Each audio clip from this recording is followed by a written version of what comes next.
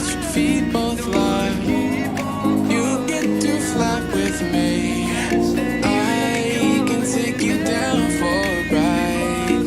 I take you around my life.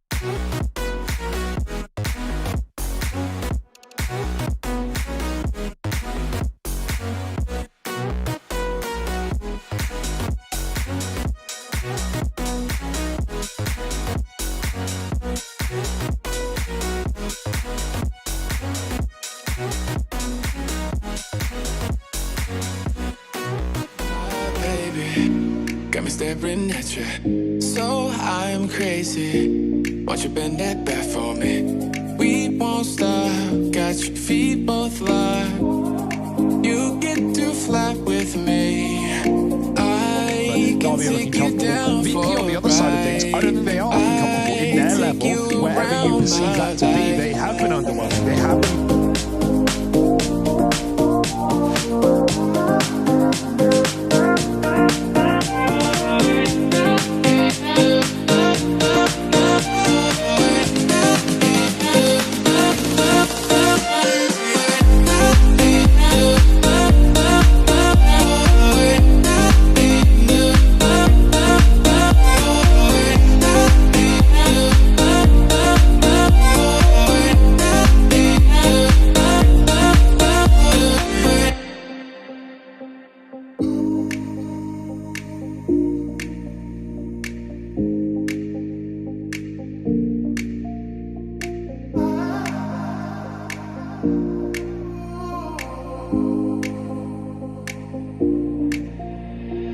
Jaywalking, crosswalking, lip locking with you.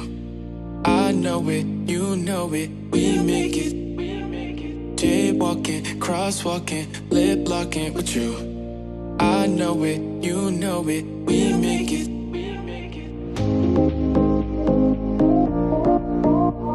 The results here at the Road to Rio and the subsequent RMR events, right? I think at least that maybe buys this VP squad some time to pick things up, right, and try and adjust.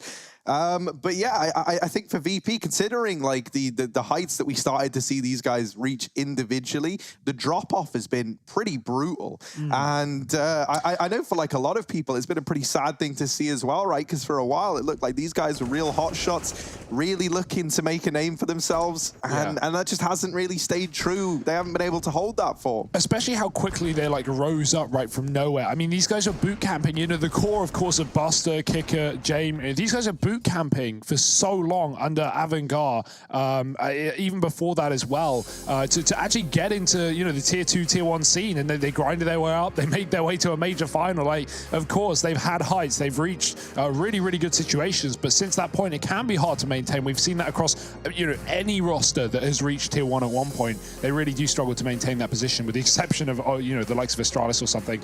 So VP, yeah, they're trying to grind their way back up. It's going to be easier said than done, especially in a game against against Na'Vi, who are looking hot to trot. Yeah, hot to trot is going to be the word of the hour, I think, as we do start to trot our way along into our interview, featuring not the North American version, but the CIS version of Adren. We have him on the line with us. Hello, Adren. How are you, buddy? I'm good, thank you. How are you? You know, I'm not. Going? Yeah, I'm not doing too bad. You know, everything's pretty cool over here on this side. We're just getting ready to talk about your matchup, or at least start it. Virtus.pro taking on Navi, and I kind of want to ask you about from the Virtus.pro side of things. There's been a lot of eyes on you guys in terms of where you stand and where you've been since the Berlin Major. What do you think?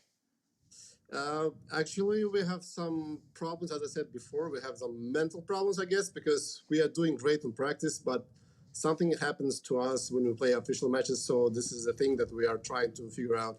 And this is the things what we are fighting for. We are fighting with ourselves. So we're trying to just beat this curse of mental breakup. That's it. We have these problems.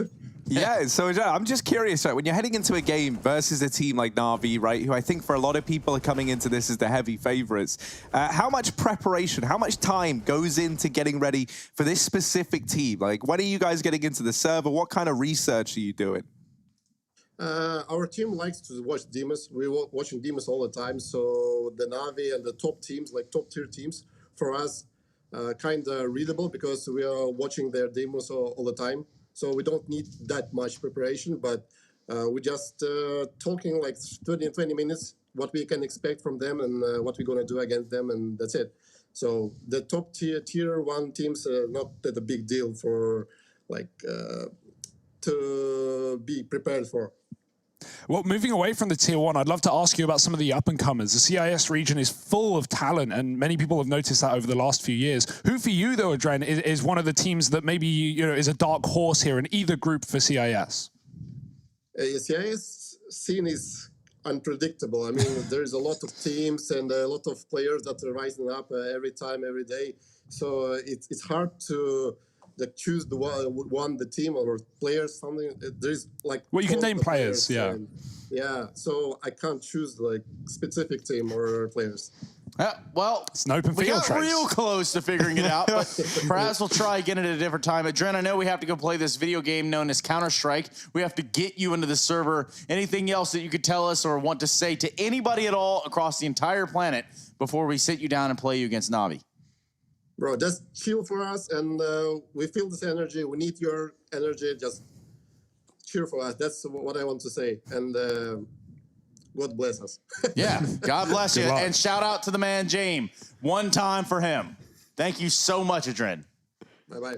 Cool. So, speaking of which, James time. I think it's about game time. Let's start to talk about the map vetoes and where we're going to be playing, guys. A best of 3 on our hands. And we heard it right there from Adren. We know that they're in the server trying to get through this and trying to make it work. And they know that it's not been a Cinderella story up to this point. No, of course. And you right there from that interview, you can immediately tell why a team like, you know, VP X Avangard would pull in Adren, right? Like the smiley captain, full of energy, full of life, very experienced, big brain, big aim. You know, he's just got it all, right? Yeah. And it's so great to see him in this team of young guns. I also think as well, right, like for someone like him, he's got a lot of experience, right, a whole wealth of it. We all remember the Kraken Major as well, where he went and picked up that MVP award, right? Sure. So he's got like a good skill ceiling on him, right? Like you know that you can get a lot of mileage out of a man like Adren. I think it's just all about helping him find that consistency in the server. Because I will say, it's been a little while since we've seen him deliver those MVP-like performances inside the server. Now, looking at the maps, this is looking all right to begin with, right? We got Nuke and Vertigo getting taken out. Those are the insta-bans. I was going to say, this is a flat map, you know, fans' dream right now. Like, these are insta-bans. These are never going to be coming through in this series. So, you know, people like Rush, I'm sure he's very happy to hear this. Yeah, so then we got the Inferno pick from VP. That makes a lot of sense. I think, you know, it's one of the maps that they have been able to find success on. Train coming out for Na'Vi, good map for them. I think really no matter what map Na'Vi went for there, they would be feeling pretty comfortable, right? Their options are kind of open to them. Curious where we're going to end up as this third and final map. We got the Mirage ban coming through for the VP squad. That one's justifiable as well. That's a pretty bit of a struggle fest for them as of late. Overpass removed for Na'Vi, a map that they can play but don't really elect to play all that much. And so this ends on Dust 2. That's like kind of like expected, right? That we end up on like a Dust 2 to end it. I think this is a great map, Vito. I think it's a really good one. Like obviously Na'Vi are going to be favored no matter where we go, but like Inferno is a pick, right? That's been Na'Vi's bottom win percentage of all the maps they play. Obviously discounting Vertigo in that one. You know, they've got a lot of games played in Inferno. They are frequenting that map as of late, but it doesn't necessarily always go in their way. That being said, numbers can be deceiving. When Na'Vi take on the top teams, they often fall in close affairs. When they fight, you know, a little bit below the tier 1, Na'Vi have no problem dispatching the teams on Inferno. Well, let's talk a little about one of those below the tier 1 teams then. Let's just say they're, you know, them by their names. It's going to be Espada, where we saw Na'Vi taking them on Inferno just the other day. It was a 16-7, 10-5 first half. There was a CT side there for Na'Vi to be argued for. They did show a lot of prominence and poise in the first half. And of course, if you are Espada, if you are one of these teams that just aren't necessarily up in caliber in terms of team play, that's going to be the time to shine for Na'Vi. So if they can get out in front of this Virtus.pro lineup, they're going to create some havoc. Yeah, I think if you look at this, right, and you start to like look at how these teams are going to kind of face each other in terms of like their play style, right? You look at this VP squad and we kind of know what to expect. They like a kind of slow round, right? They really work that clock. They often go for saves, right? You know, James literally has like his own meme dedicated to it. And you know, I think this kind of really like passive style of play is something that actually could work pretty well against a team like Na'Vi, right? Especially with a few players. I'm kind of looking at someone like Boomich for this, right? He loves taking an early fight. Doesn't always win them, though. And I think, you know, if you're going to be taking little risks like that against the VP squad, no one's doubting that the VP guys have talent in the server, right? It is just about finding that consistently and kind of having that confidence going forward. That's even what Adren shared with us in the interview, right? He said that in practice, everything's actually looking pretty good. But the moment they get into the officials and in the server, you're just lacking that confidence because suddenly the games do carry more meaning, right? You're not just scrimming some guys at 3 a.m. playing a little game of CS, right? Suddenly, no, there's a lot riding on it. And here at the Road to Rio, that couldn't be more true for this VP squad. Yeah, especially when these are early games inside of the group, right? Like every game matters, especially if you're Na'Vi sitting 1-0, VP down bottom of the board 0-1. But I mean, it's split down the middle. Obviously, everyone in this group have played one game so far. So yeah, you know, we're leaning into Group B here in the CIS region. We're learning what to expect from these guys. And I think this is going to be a good, you know, litmus test for VP. Where do they stand right now? How can they perform against some of the best in the world? Na'Vi have been on a tear as of late, and even though coming into Prodigy, beginning this year with our situation, we mentioned how Na'Vi hadn't played an online game for 2 years. Well, that's clearly no problem now, right? In 2020, they're still finding their victories online. Yeah, and online is where we're going to be finding ourselves for, you know, until further notice. So that's kind of the only benchmark that we have, the litmus test, as we want to call it. Well, speaking of lit, perhaps we begin to talk about some of the teams going on throughout the entire region. We have just a couple of seconds here before we can get into the game. And when I look at the CIS region, I look at their teams within the group of the Road to Rio. It's a little bit of a topsy-turvy one if you're not at the very, very top like a Na'Vi. Yeah, we actually had Jerry on the interview the other day, and one of the players, or one of the teams rather, that he mentioned was going to be someone to look out for, Windstrike. Now, we obviously saw that on the first day. They were on the B stream. They took on Unique. They 16-0'd them on the first map. Hobbit went 27-5, something ridiculous like that. And so this roster is really cool. I know you're a fan of it as well. And you know, having the likes of these old you know, Kazakhstani players, Hobbit, Kristen as well, both back in action together, that's really fun to see. So I think Windstrike are going to be an interesting team. We already saw successful CIS teams under that org in the past. Now, Harry and Hugo, just 1 second here. Hugo, if you could just slightly turn the chicken. He's, you know, he's obviously not having his best Which way is it going, Trace? I'm pretty sure it doesn't matter as long as you know you get the side profile. If you're that chicken, you want that side profile. Okay. Let's see how it goes. Yeah, a little too close to the box. Bring it a little bit further away from the box. Right, hang on a moment. There we go. And the official ruling. Yeah, no, that's looking good. That's looking good. We nailed that one. I gave it the old spread test. Which is certainly different than the litmus test. Well, those are words that just came out of my mouth. Not entirely sure what the spread test is, but that'll be something that I'll go deep into the encyclopedia for and ultimately wish I had. Good luck. Now, my name being Trace, of course, ready for this matchup, and I'm sure you all are too. I'm sure that you are absolutely tired of us to stop talking and start the match. Well, guess what? I've got some GG.bet odds for you. They're going to tell you that Navi are out in front of this one 1-3 for the most part.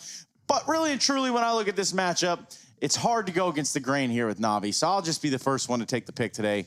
It's going to be Natus Vincere, and they're going to win it in a 2-0 fashion. Wow. And that's the Trace Saranthus guarantee. Hugo, over to you. Yeah, I mean, I agree. I'm leaning in the way of Navi. This is the first time Trace has kind of like manhandled the predictions. He's not even asked my opinion. It's never been He's done just before. told everyone what's going to happen. The script is out in the open. That ain't no prediction, boys. That's the way it's going to be. That's a rundown guarantee. That's a Trace Stunner Saranthus classic, and you know it's going to be the case. Well, let's see if VP can break the mold, can upset the curse of Mr. Saranthus. Well, you know, the only thing that really does break the mold also kind of, you know, glitters like gold.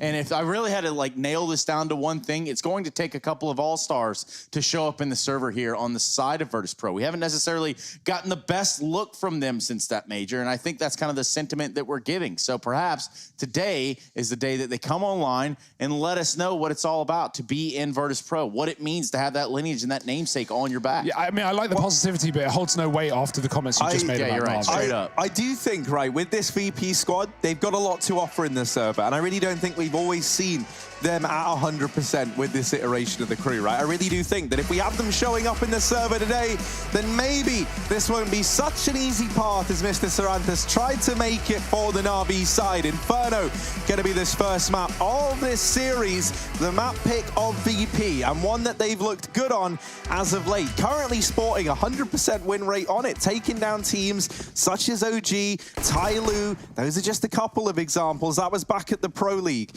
And well, here and now they have to face the heavy favorites of Navi. Boss, they're going to set up along with the rest of the gang over in top mid. And the first kill comes through from Sanji onto Simple, no less. So a man down, and quite the man to lose for Navi here in this pistol. They've got to try and retake this A-bomb site in a 4-on-5. Yeah, especially when Navi gamble with 3B early. That's a pretty common pistol round. So VP's accelerated A-take actually avoids that and a CZ given to Sanji, I imagine, from the body of Simple. He won't get much further. Navi are on the retake now. No kit. That's the biggest issue here for Navi. Dren, he's got a flash to fight this one out as well. He can force a double peek. Buster's in the graveyard, but the flash is good. 2 in the pit. The players in the site, but James is ready for the fight. VP is stalling the time, playing the bomb, and there's no way back in here for Navi. It's just about brawling your way to something here. Good damage from Boomage, but it's not going to go anywhere. VP pick up the pistol. Those retakes do get sweaty on the A site, and a team ace for the T side as they get on the board. Yeah, and you know, honestly, you got to look at this match and you think, well, how on earth could Virtus.pro lose this best-of-3 series? And that's just a guarantee that I have to give. Careful. It's not a prediction. That's just the way it's going to be. Anyway, we're going to check in now on the sidelines. We do have a reporter standing by. That's going to be Harry Russell. How are the conditions down there, Harry? Yes, indeed. Trace Stunner Saranthus, thank you very much. The server conditions right now are looking pristine down here on the sidelines. And well, over at top banana, Boomich has to fall on back. Drops that nade and does find some damage. And Dren taking up this position over at top banana. It is the force buy from Navi. They've gone, I'm just going to pause a little bit here because they've gone for this smoke delay play on the CT side, right? You're going to hear this phrase, you're going to see this buy a hell of a lot in second round, specifically on Inferno, because there's so many little choke points, as has always been the case on this map, that you can just throw these smokes into and delay this round out. The thing that's very, very important here for Navi is that they're pretty sparing with these smokes, because if you hold on to them, you can force VP to have to commit through a smoke at the closing, you know, 20, 30 seconds of the round. And so that's what Navi want to do here in round number 2. Now, if I'm VP and I've seen these 2 smokes come out, this buy is so common that I'm already anticipating that that's the decision from Navi. Yeah. And so I'm imagining that they're really going to make it a bit of a focal point to try and draw out as much of this utility as possible and keep pressure up. Because the thing you don't want to do is allow Navi free map control and allow them to hold on to these smokes. So now that they've gotten a couple out of the hands of the CTs, they set up outside of the A site, they try and get stuck in, and they do deal with the first man down in the pit. This utility is no longer going to help Navi, and Boomich, trapped inside of the bomb site, gets wrapped onto, dealt with by Kicker, and this A site now belongs to VP. I think the key there is VP group up and they wait till all 5 players are ready to commit there. You don't want to, you know, set up and execute 2 of your players go and then the rest gets smoked off. You want everyone to be on the same page. And so they go silent and Na'Vi don't want to use utility because they hear nothing from VP. And then boom, an apartments drop, a second round taken and Inferno continuing strong on for VP. Na'Vi going to save these pistols with the limited Kevlar that they have as well, but it's only going to be going into a full eco in the 3rd round. VP off to a strong start. No exits here for Na'Vi either as they play safe inside the B site. Just taking it easy over there in B. Maybe they're going to finally finish that construction there.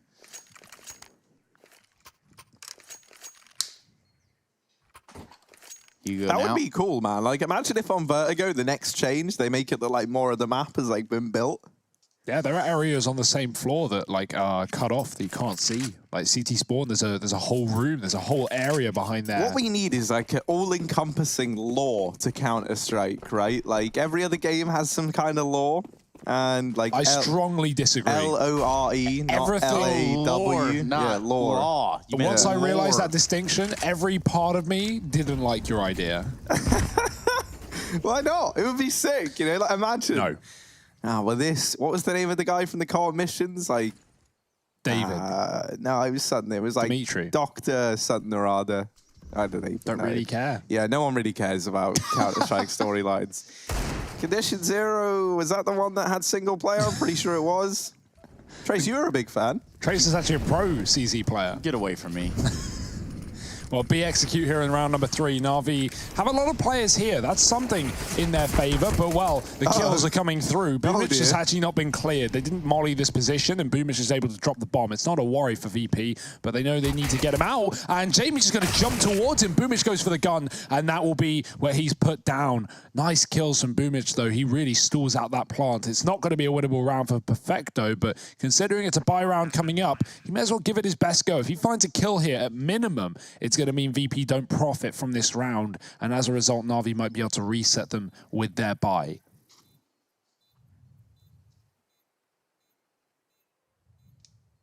He's hoping he can at least do some damage here, though. And there's some damage dealt onto Buster. Drops this smoke. Not really any time for Perfecto to grab a defuse, but there's certainly a chance he can find a bit more damage. Kicker pushing up close, plays around that smoke and does get him off the defuse. So that conversion locked in, the 3-0 lead solidified for VP. And now this buy round comes through from the Na'Vi side. Simple saved some extra cash so he could bring his own AWP out into this round here and now. This is a little bit scary as well, the fact that like Boomich remained unchecked at the back of the site. Don't love to see that. If only he had an actual gun or anything more than a USP, you can imagine like how much more of a problem that's very true. Like even if it was something like a PT-50, right? Suddenly you're not needing to headshot that guy on the bomb what, like 3 times to deal with him. You know, you can just 2-tap a couple of fellas down with the P2. But of course, that's something that didn't happen. And we could talk about things that didn't happen all day. But I think what we should be focusing on are things that are happening. And it's Kicker trading out Adren over here at Banana, leaving us in a 4-on-4. And Boomich, an early casualty in this round for the Na'Vi side. Simple, raining that AWP out into the boiler. Now they know that he's situated over on the balcony. Jame will deal with Electronic early on in this round. And that's the man advantage back in favor of VP. Top mid control taken. Now Simple is still here. Would you rather go into a site with 2 other Na'Vi players or the A site with Simple in it? That's a decision that VP have to make right now. And they've decided to try and go toe-to-toe with just one man. Now, is that as easy as you might think? Simple is going to remove another before he gets dealt with by Buster on this wraparound through the long smoke. Simple was never ready for a man long. That actual moto smoke going down allowed him to hide in it. And even when those rotations came in through long, they didn't know that he'd pushed up. So Simple gets completely blindsided there. Now, Perfecto and Flamey left in this 2-on-2. Some damage has already been done to Kicker, but it doesn't matter. They can't deal with him. And VP Gonna find a 4th round on the board. What's going to be an important reminder to the side of Na'Vi, Electronic figures that out in that round, is that you just can't re-aggress versus VP when you give away map control, not without utility at the very least, right? James is so patient with that orb, and he just sat here short side for a while waiting. Simple fires a shot from Bauk, James posts up, Electronic walks into it. If you're going to re-aggress, if you want to get that mid-info in the spot, you're going to need to flash through for Na'Vi. And, you know, in a lot of games, you wouldn't need to. You could just take a dry peek, but James is always waiting around the corner. Yep. This man is brutal at the best of times. And in the worst of times, he is saving around the corner. That is, I think, how the proverb goes. Either way, James not saving in this round. He's going to be walking right up to top middle with this AWP. Adren will be there to help him in a crossfire. It's Perfecto and company to include Simple towards the Porsche side. Oh, bye-bye. Well, I say Perfecto is going to take a nice catch there. Play a little back and forth with his old man Adren. Now we come down to a little bit of a slow in the action, which is ultimately going to leave Virtus.pro to give a banana presence to include the bomb. So we've got 2 players top middle, just to cause a little bit of ruckus over here and keep some players on this A site. Meanwhile, in B, Boomich and Flamey, what can they do together that they couldn't do individually? Well, still probably not a whole lot versus what will be a 5-man setup. Now, these smokes are there, and Na'Vi are using them well. Second stall smoke is going to buy more time, and oh my, look at the rotation. Na'Vi have made a read, they've made a gamble, and VP might opt to go elsewhere with that smoke coming down. They check middle, and Na'Vi stack B with 4. Now the question is, does Adren want to fake out A, or do they want to fully rotate? At this point, it's taken all the time for VP to get grouped, and they have no info towards A, so it's safer in their minds to just commit, but that is certainly not the safe option in this scenario. Walking into the stack, walking in to the Lion's Den, Na'Vi have 4 players here. Molotov's not clearing out the back of the site. We know what problems that can provide. Simple's been boosted. Boomich is popping out with 1. Electronic through the smoke, dropping the bomb, wrapped back, and Simple will close the round. Na'Vi pick up a eco round. That's not even a force. That's not even Deagle armor. That's just CZ smoke. The horrible thing about that as well for VP is that they get into the site, and as they arrive over at top banana, they realize, right, with the 3rd smoke coming in, They get the warning far too late that, oh my god, it's a B stack, and they just have to commit. There's 19 seconds left on the clock. There's no time for a rotation. So they go running into a stack that they're kind of anticipating is there, and they get churned up as a result. So now Na'Vi taking that round by surprise, putting their first on the board, and they're looking to keep things going in their favor now. Trace, you have something you might want to say here? Yeah, I've got a couple things that I want to say here, and one of them being that Simple, Papito himself, and I'm not talking about Pasha, I'm talking about the Ukrainian version. The godfather of the AWP, the Undertaker, the one who shan't be silenced. What about him? The one that shall stop you from passing. He's going to be finding himself over here towards A with the AWP. Meanwhile, Virtus.pro, in the form of Adren, are starting to work their way up here towards this B, or A site rather, even looking towards the arch side. There's nobody there just yet. But Godfecto, well, he's going to be standing on the other side of the smoke, just keeping a little bit of an eye towards that arch area. A bit of a crossfire, too, with Boomich on the other side. Meanwhile, what this has done is create a massive problem for Flamey, who, well, has been caught off guard a little bit. It does seem as though his picnic is going to be ended early as Virtus.pro look towards this B site. Yeah, I was wondering if they were throwing a fake. James is still AWPing mid. He just ran back to check it to make sure the Na'Vi don't have any aggression in this area. They will be executing into another advantage for VP. Na'Vi not stacked this time. A 5-on-2. Boost up is good though. Boomich here's a Molotov and no one's gonna check it. Oh, the flash. He gets a kill before it pops, but definitely could have gotten a little bit more. Maybe even drop this bomb 10 seconds. If you could do so through the smoke, you could win the round here if you're Na'Vi. And Boomich has found a second. It's not the planter, but the bomb has gone planted for VP. And now they're gonna try and get aggressive, regain some map control. Flamey was waiting for exactly that. Sanji does find success, and James with the orb could post up towards the spawn, but he's been caught on the cross, tagged down. Flamey coming for the coffins. James has to hit the shot, and he does, but he's got 3 more to find. Yeah, James has a lot on his shoulders here at the coffins, and he just dodges that shot from Simple. Not enough on the second time around, and a defuse will come in for Na'Vi, but James gets that close, makes that very, very uncomfortable for the Na'Vi side.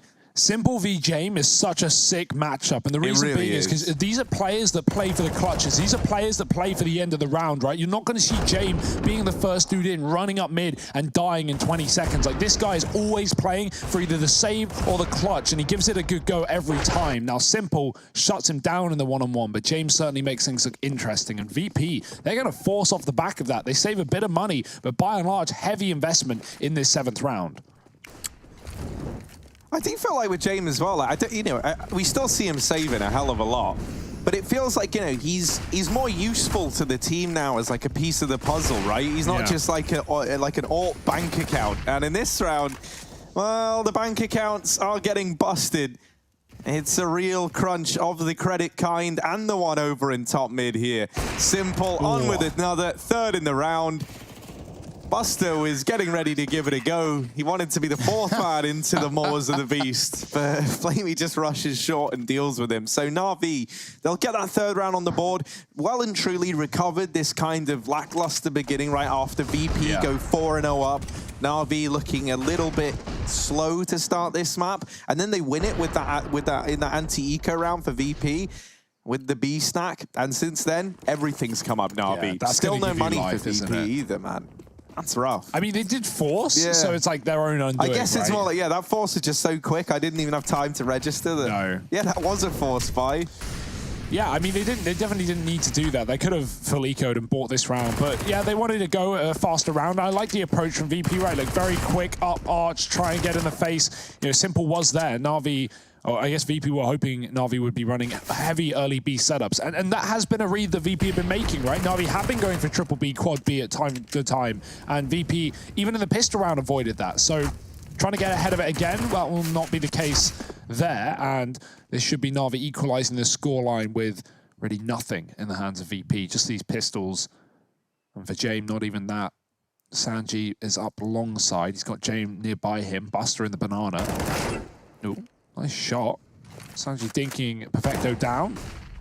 Does actually find a timing to archway as well, but Perfecto knows about the possibility and he's watching for it. Just going to give it up. His teammate's taken down the long player, and so Sanji, well, he may have a very powerful position. Na'Vi don't care. They know he's stuck here. He can't really get any value, and they're going to be watching it from the site as well. Simple in a very obnoxious spot to deal with, on top of the boxes, holding library. And yeah, good luck getting out of this one alive, VP. This has gone pretty well for that of Na'Vi up to this point, albeit the scoreline does put them down. They've clutched onto these bomb sites. Ooh. And Sanji, well, he's going to clutch that trigger. He's going to pull it just a little quicker. Flamey goes down in the meantime, but Boomich is going to round this one out completely. 4-4.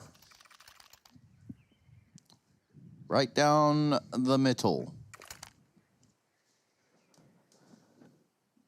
Yeah, now we get to see that reinvestment from VP, and it feels like we've been waiting for that for a little while. Let's not forget that buy in round number 6 didn't really have all the bells and whistles. Then they force buy in the 7th. They finally take an eco in the 8th. And that allows them to have a buy here in the 9th round. So we do get to see even the AWP back in the hands of James. And maybe an early duel down here for mid. Simple tries to play around with the timings, and he was just a couple of seconds too short of dealing with Sanji. Obviously, didn't want to overstay his welcome out on a limb in mid, especially with that Molotov that was down towards T-ramp starting to fade. That would have allowed VP to spill over into middle, and Simple could have found himself in a very bad spot very, very quickly.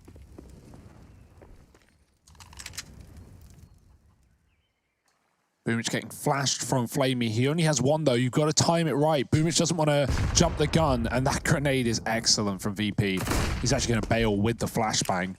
Ops against it after getting grenaded and predicted here from the T side. Could have been a pick off it up, and Na'Vi are going to gamble. I like it. They're always so fast at rotating a third player to B. Simple is here ahead of time. VP might not even commit, but if Simple can get a kill and, you know, even send VP out of this site and make them back up, that could be excellent. VP now know they've heard the AWP go off on B. They know Long's open. Adren's found his gap. He's found his timing, but is he ready for Simple to be so fast in the library? And he's not. Simple, he is like on rollerblades, speeding, skating through the map. He's back towards A, and that's where VP are hitting. Yeah, VP hitting a little differently. They've got their eyes set on the prize of A's site. They are stacked up. They are just about as close as you could possibly be without being in the site itself. Now Buster and company were flashed a bit. That noise is going to cause Electronic to try to spam out and stop that bomb planter yet again. Ooh, they take out Perfecto. They can't stop the bomb plant. It's Sanji with all of the answers. Navi, what was a disasterful hold of the A bomb site, half conceded it. The bomb planted for Virtus.pro. Simple and Flamey may wise up on this one and get out of there. That's going to be a 5th round for VP. Yeah, you don't want to give Jamie the post plant any more options here if you're Navi. The AWP can be so strong once a bomb has been planted. And yeah, I mean, 2 players in the site spamming for the plant as well. Like, obviously, I understand why you would go for it. If you drop the bomb, it's such a good position there for Navi, but you just give away the fact that you have 2 players inside of the site and VP just swing wide and clear it. We've been seeing that smoke on default become more and more common, right? Just smoking off the site player, dropping it on the stairwell of default plant and just sticking the bomb, because typically you don't really get punished for that some reason. So VP get away with it, and you see they just go lane side. They go out wide on the Moto to just clear the back of the site. They get both players from Na'Vi. Moto smokes down, and Na'Vi is smoked out of the round. So a big save coming through with the AWP dragged forward. And let's see if that was worth its weight here for Na'Vi.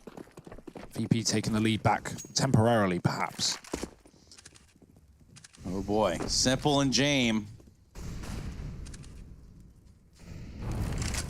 They want to have a little bit of a shootout here, but Jame a little bit wiser than that. He's going to drop a smoke while all this action's going down on Banana. It's Boomich to find Adren. And that's going to leave Virtus.pro starting this round out with a man deficit. You don't love to see it for Virtus.pro fans.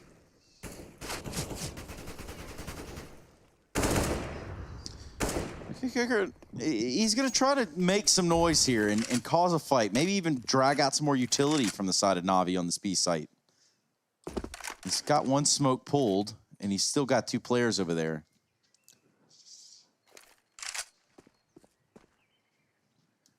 But their eyes, the eyes of Virtus.pro are set on A. The bomb's going to be joining him as well. That Molotov's going to prevent what would have been a very fast play. Ooh, Perfecto, wow. Well, somehow able to take down Sanji after Sasha has fallen. Yeah, that's not fun for Simple. That's not what he wanted, but it's a good little hero play for Sandy, who gets flashed out short side. VP a man down, though. They're going to try and hit this B-bomb site. James coming back late with the AWP. 2 players here for Na'Vi. Like you said, utility is a miss, so gunfights have to hit, and Buster, well, his certainly has. Flamey's dropped the bomb, though, stalling out of the pillar. He's found the head. He can't hit the shot, though, and Buster's found his 2nd kill. Bomb plant can come through here for VP. Just about enough time for it. Na'Vi on retake, and no flashes to get through this CT spawn either. It's going to get re-smoked. Buster's got an angle. James playing bait and switch as well. This is a perfect setup. Buster tries to cross, and he gets punished for it. James swapping out weapon, going to the AK and forcing a reload. He's even got a molly for that very open bomb plant as well. No smoke for Perfecto, and this isn't going to be a perfect round for Na'Vi by any means of the word. James waiting, and he's got the shot for VP. A 3-on-4 inside of the B-bomb site. Perfect stuff. Yeah, and they say Jame time, but that's an evidence of a different version of Jame time, where he's saving the round for Virtus.pro. Something that I think is a little bit worrying for this Na'Vi squad as a whole is that right now, the man that a lot of people look to is like the number 2 in this squad, right behind someone like Simple with the Electronic, right? And here at the Road to Rio, he is having one of his worst performances in the last year. The only event he's actually done worse at was Blast Pro Moscow. We remember how that one ended for Na'Vi, right? They ended up leaving in last place. So if you want to look for win conditions for VP, maybe the fact that Electronic has been struggling as of late could be a ways of getting in. Yeah, but that Moscow event, I do believe was Zeus's with actual, Zeus, yeah, last event. like his very last event. So yeah, there is like a big caveat by that one, conundrum, right? you know? Yeah, but still, I think for The vibe was Electronic here, different. even if you look at like how he did in the Pro League, right, which was also an online event, fared much better there. So it's only been very, very early days here at the road to Rio. We don't have a lot to go off of. Look at this, though. Look at this, man. They've snuck all the way around long. Getting past. Oh no, look at the apps player as well. He's not even been spotted. Adren's in the site. He hasn't cleared back. There's a dude just sitting there. Simple's going to have to double back. He doesn't know. They're so close, but he's going to hit the shots anyway. Perfecto is here to support. They're both going to swing. Perfecto's got a kill, and Simple's not even had to try with his 1 HP. Jane down to 25, and missed shots. The flash is good. The shot doesn't connect. Jane with a pistol. Simple has one of his own, and he's closed out the round with it. 4 kills. He does it for Simple. Baby. Good stuff for the man. That was quite a showing of force. Able to put a hold by himself. 1 Look at this next shot. Bang. That's the one you think, okay, surely he's dead to Deep rights. first bullet. Craziness. Like, Kicker just got so deleted. I wouldn't even know how to feel if that happened in the server. Like, just one tap with a USB by a guy on 1 HP who goes on to kill everyone in the team. And oh dear, they've accidentally whirred the engine up inside a Simple. Oh dear. Yeah, I mean, as soon as James starts peeking mid-aggro, right, like feeling the need to find a kill, to find an advantage, that's when you know when Simple is just going to pluck him out of the round, not let him play into it. A rare early death for James. He has been top of the server, or top of the team rather, Simple top of the server. I don't think that's a surprise. 16-4. And by the way, he killed someone mid. He's B now. He's Coffins. Blink and you miss it. Fastest rotate in the West, and he is in the right place as VP work their way up banana. And in my mind, that's, you know, some of the appropriate usage of an op is to get it mobile, get it moving around that map, keep the enemy guessing as to where they, you know, have to be careful in these one angles that they're usually just flying out around. On this map, that's the perfect play, right? Like, you see teams basically, like Fnatic yesterday, when they played this map, they basically went, okay, where's ZywOo? Okay, well, let's go to the other site. They hear the AWP shoot, and they just instantly go, okay, well, guys, we're going B, or we're going A. Well, that's why Simple rotates. That's why he stays active, because VP are constantly guessing. This AWP on Simple is both a bad and good omen at the same time. And there's like a little Valorant joke hidden in there for any of those guys. Is it because you're so brave? Is that the... Oh. No, not really, but there we go. Kicker gonna get past this smoke at B and actually does deal with Flamey. All this pressure now falling onto Simple's shoulders, and he hears this bomb going down. He's calling for the rotation. Ooh, he saw. Adren almost getting caught out, going to run back down Banana and tuck himself away. Now, no one from Na'Vi coming from the Banana position. Instead, all three of them looking to filter through this CT choke point, and this could get a little bit dangerous with Kicker. It's Tech 9 lying in wait. Crossfire set up with Adren. Sanji's holding off the Ruins wrap. Sanji not able to win over Electronic, but Kicker is able to best Simple and Perfecto and Electronic. Never mind, Kicker just gets them all. You don't even have to change to Adren because Kicker's Tech 9 is just that damn good. 7 on the board for VP as they keep this lead up over the Na'Vi squad and now have a pretty decisive path to, at the bare minimum, win out the half with 8 rounds because there's no money for Na'Vi in this next round. Yeah, sick round for Kicker, right? Think about the content. Oh! Wow. We didn't get to see that last kill from his perspective. 1 bullet. Kicker, you little Tech 9 user. I love it. You know, that was a big round for VP to win. Remember, James died in mid to start the round, and then VP execute into Simple in that B bomb site, a man down. They still win it. VP have now won 2 disadvantageous rounds in that B bomb site. Simple again making matters hard though. Hero, a couple of guns in this round. Oh, he gets spotted, and he escapes just about after killing Sanji. Like trying to get a fall as well. Kicker chasing Banana, catches Boomich again, caught behind the sandbag, not able to get anything done from that position. So the resmoke is in for both sides. Kicker, is he going to pop through this one? That would be a ballsy call, but it would be beating the rotates. Na'Vi are trying to throw players at the problem. Flamey is going to have to fall off as he sees these T's get through, but Adren gives up the bomb, and that's been dropped at the feet of Na'Vi. The boost up, and Simple's got another second kill of the round before he departs, and now Jame and Buster have to do it again with less. Ooh, flash goes in and James is fully blinded. He does manage to get himself tucked in at Nubox, but Na'Vi are already aggressing. They know that he's here, and somehow that's only the tag onto Flamey. Really good work though from Flamey. Yeah, Defuse going to come through. 6th round on the board for the Na'Vi side. A B retake that finally goes their way. Approaching the end of the first half now, and I said that VP might have just set themselves up to win out the half. Well, Na'Vi are able to steal it away with the force that they put together in that round. So certainly not what we were expecting. And now no money left in these VP bank accounts. Oh, how the shoe is on the other foot. Also, you got 2 feet. We also got, well, we got 3 streams. So that doesn't really work there, but it almost does. So don't worry. Yeah. Well, we'll stay away from the 3rd leg as we focus on stream B. Of course, over there, it's Hard Legion taking on Prosto. And right now, this one is almost split right down the middle. Now, my maths not quite checking out. If I said it were down the middle, for that, it would have to be 9-7. But surely there are more hits in the server right now for Nickelback than there are records sold. If I had to guess, we don't know, but overall, that's something we keep our eye on. The ESL_CSGO-C, twitch.tv/in front of all that, and you will find this game featuring Simon and Espada. Now, Espada, the team that really did give Na'Vi a run for their money yesterday, day before yesterday, rather. And, well, now they look to do more of the same. Yeah, Dexter looks like a real promising player from the CIS region. So, yeah, that's definitely a matchup that y'all should be keeping an eye on. We'll keep you updated as best we can, but it'll be more kind of big picture as opposed to the nitty-gritty. Now, we will focus on the nitty-gritty in this round. VP, they've gone for a 4-spy. Tech9's almost across the board. They really do love a bit of the Tech Nina on this T side. This is, you know, twice now in the half where VP have forced in rounds that if they ecoed, full ecoed, they would have had a rifle in the next round. Now, obviously, if VP win this, it's excellent. But if they lose it, they're going to be broke for the last of the half. That would let Na'Vi likely take the lead. It's a gamble, but will it pay off? Na'Vi gambling themselves with 4 on A.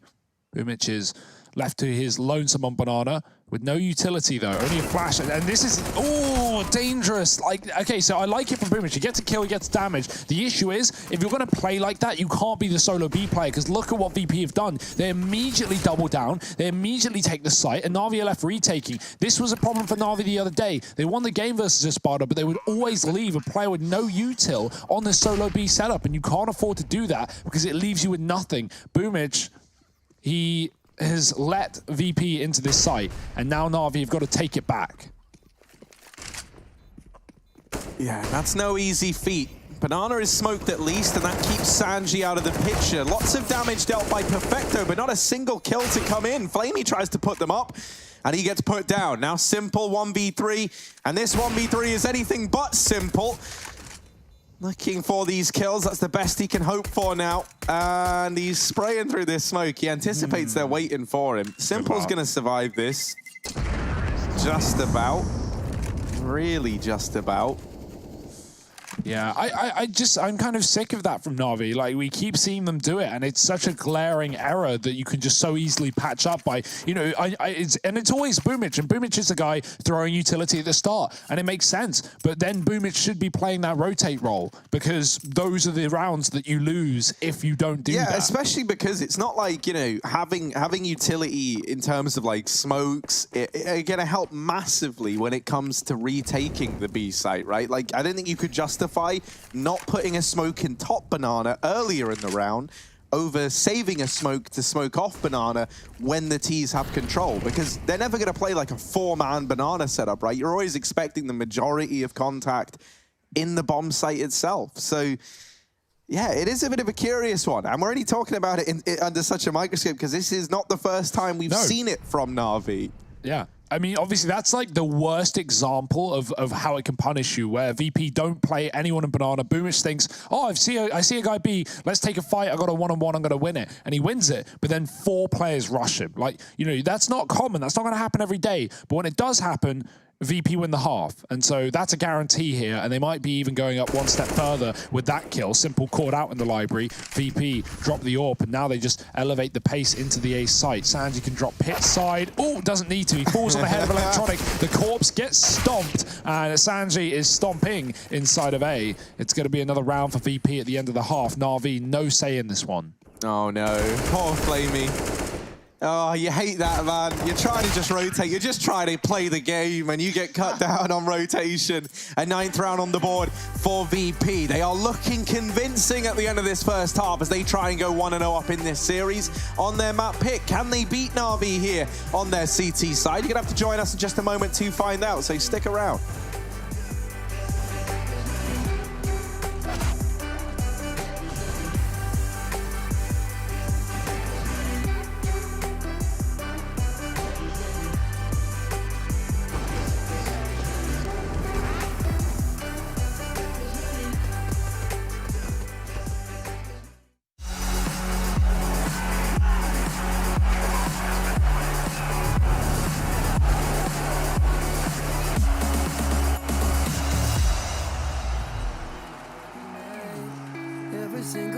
Every single roadblock, we are two hearts that beat in time. And the towers looking down all night, blocking out the sun that we need. Maybe we can change our stripes and colors. You're the only one I see. And I take it all or nothing at all. Driving through the night till I'm at your door. Go outside, stay up all night. Take it all or nothing at all.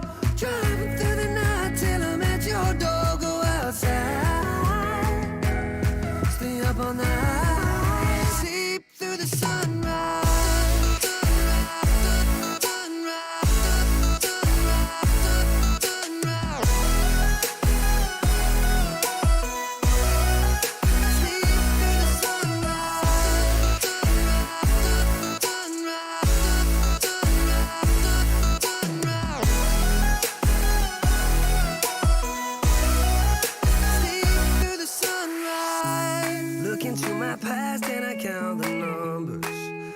Dreams that I left behind. I don't even care now that I've discovered a new kind of peace of mind. Up above us, looking down on us, there's an angel I know. We don't need to worry or discuss much. It's time for me to hit the road. Take it all or nothing at all. Driving through the night till I'm at your door. Go outside, all night, sleep through the sunrise.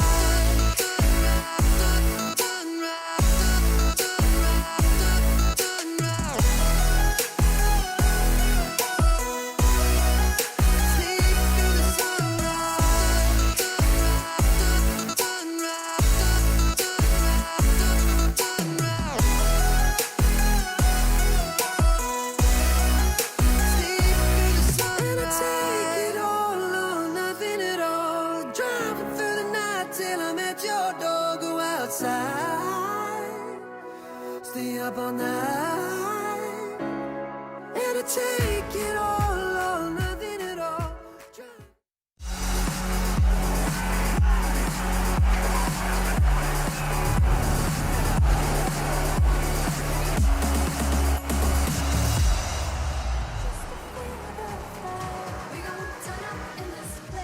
Welcome back, everybody, here to the Virtus.pro, taking on not Sven, of course. I'm going to be joined by that of Harry and Hugo. And we are ready to get things back underway here. A matchup of the ages. Virtus.pro taking on not Sven. And we are on the second half of Inferno. Woo! Alrighty then, folks. Yes, indeed. And Trace, that was a great British accent. I really think you've nailed it there. It's almost as pretty as a chandelier, isn't it? It really might be, Trace. And, you know, I tell you might be swinging from chandeliers after this one. It might be the VP squad. An early celebration of picking up this map.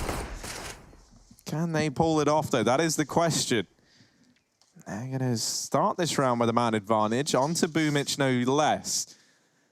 And Na'Vi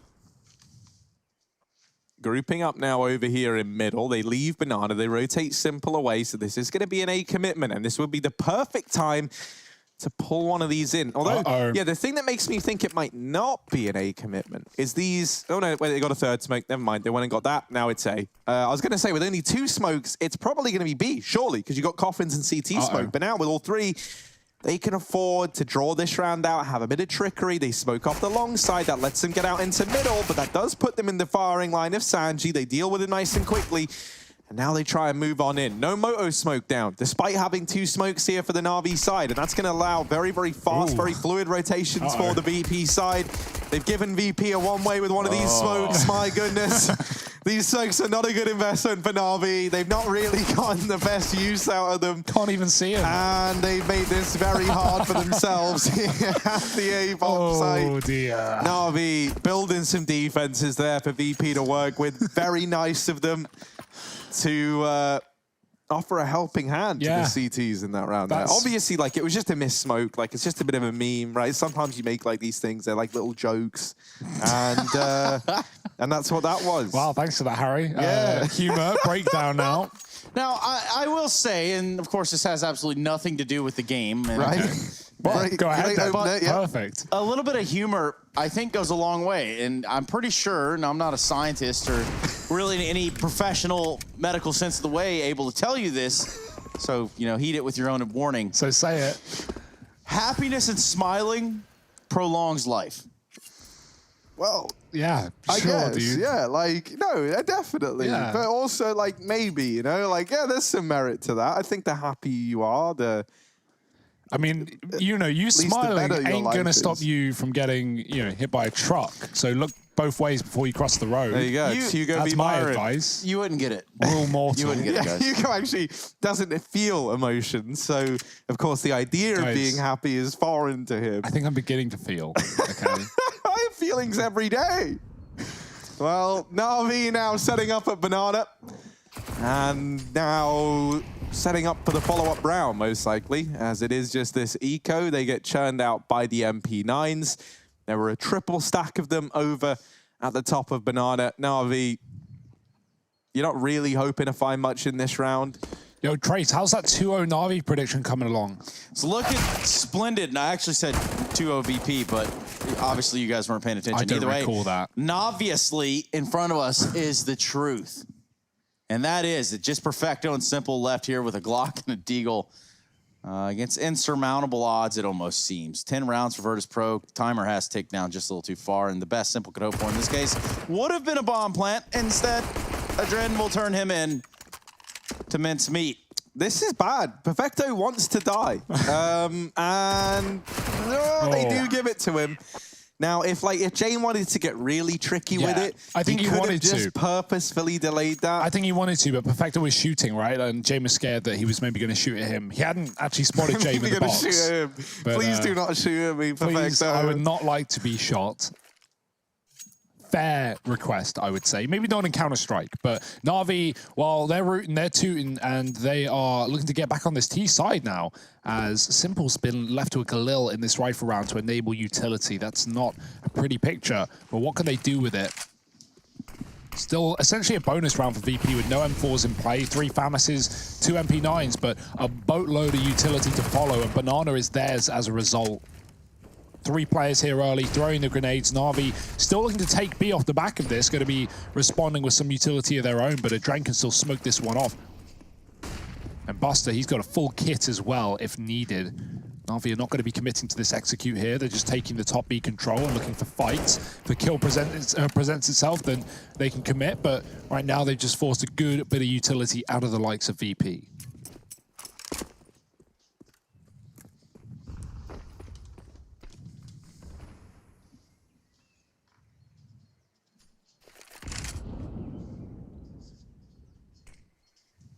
Oh, that resmoke comes in at top mid at the perfect time. And if Na'Vi try and go through this smoke. There's a little boost assembled on the other side. Now, they do go ahead and disassemble it. James has another smoke, and it feels like he's toying with the idea of, he's like, Sanji, come on, bro. Like, trust me. I get it, you know, I know it's probably not a good idea. Yeah, you're going to get shot out from the bottom. Me. Yeah, and Sanji just, he says, Jay, mate, I'm done. I'm going to B. I don't even want to be on the same bomb site as you. And now this little feud might have broken things up here in this round for the VP side. It leaves them with just 2 players at the A side of the map. James goes hunting for rabbits as they hop through that smoke, but he only puts 1 up on the board before he's traded. Adren does deal with Boomich on the rotation. The MP9 of Sanji gets away with so much damage, and Simple, while he's trying to trade, he gets busted by the Buster. Flamey now 1v2, 1 second left. Obviously an undoable round, and I knew that as I began that sentence. 12 on the board for VP. As they now double up the scoreline of this Na'Vi squad. Inferno looking to hold true as a good map for Virtus.pro. 100% win rate in the last 3 months. Well, that's holding strong right now, and even versus, you know, the best team in this entire region. So not a bad start for VP in this series. Of course, you know, they've got to win a BO3 at the end of the day. Train has been very good for Na'Vi, and that's what's coming up next. So got to take it round by round if you're VP here. Eags out for Na'Vi, bit of an eco with that hero gun. Wow, no longer existing, of course. Flamey dropped in apartment. Someone can grab that weapon, and Electronic is near enough there. But yeah, 6 and 15, bit of a slow one for Electronic. Hoping for a resurgence maybe in this round. Na'Vi looking for anything they can get. B-Execute might be the solution. It's smoke and a flash and Perfecto. That's all they've got to play with. And they've not even got their hero AK here. Electronic is beginning that long rotation back towards this B-bomb site, but it is going to be lengthy indeed. And at that time, VP can pull a rotate. They've thrown James through spawn to B. That's going to make things even more difficult for Na'Vi if they weren't tough enough already.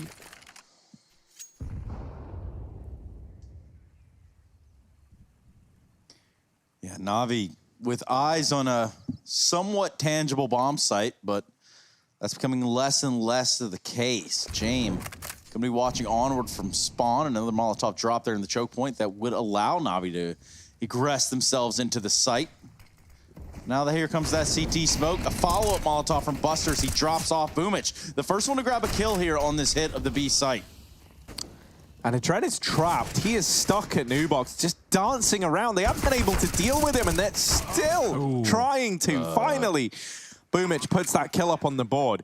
And this leaves Kicker and Sanji in a 2-on-3 retake. Now a 2v2 retake at the B-bomb site, courtesy of Sanji leading the charge. Molotov going to make things a little bit hot for Boomich, and that's almost the lineup. Kicker not able to find that kill, and that looked like they had the round in the palm of their hand, but it just slips away. A 7th on the board for Na'Vi, and it is Boomich to get them there. 3 kills in that round, 352 damage done, and it's him to open up B. It's him to deal with pesky little Adren, who just refused to go down at the back of the site. No one else from Na'Vi was even looking at Nubox, by the way, which was a little bit worrying. Getting shot from it. Like, Adren was just swinging out, peeking, still alive, and I don't really know where they thought he went. I guess they just really trusted Boomich to have that kill. We've been seeing a lot of Tech 9s in the CIS region as well, right? Like, actually coming into good success. Boomich does a lot of work there with his Tech 9. So I'm you know, personally welcoming the comeback of that guy. I really am as well. I've given it a try a couple times too. I'm not a fan personally, but it's okay. It's not great. It's not what it used to be, that's for sure. But and it definitely shouldn't ever be that that's ever not again. a complaint, just a statement. LOL. Yes. Bit of a lull in the action here as Na'Vi gets smoked off at top B. Sleeping at the wheel, perhaps. No one wants to be caught. VP are playing a passive A setup with the pistols here. They've forced up again, as VP often do. But this is a good force. They win it. Well, that'd be excellent. The alternative, however, more likely is Na'Vi start to build into this game.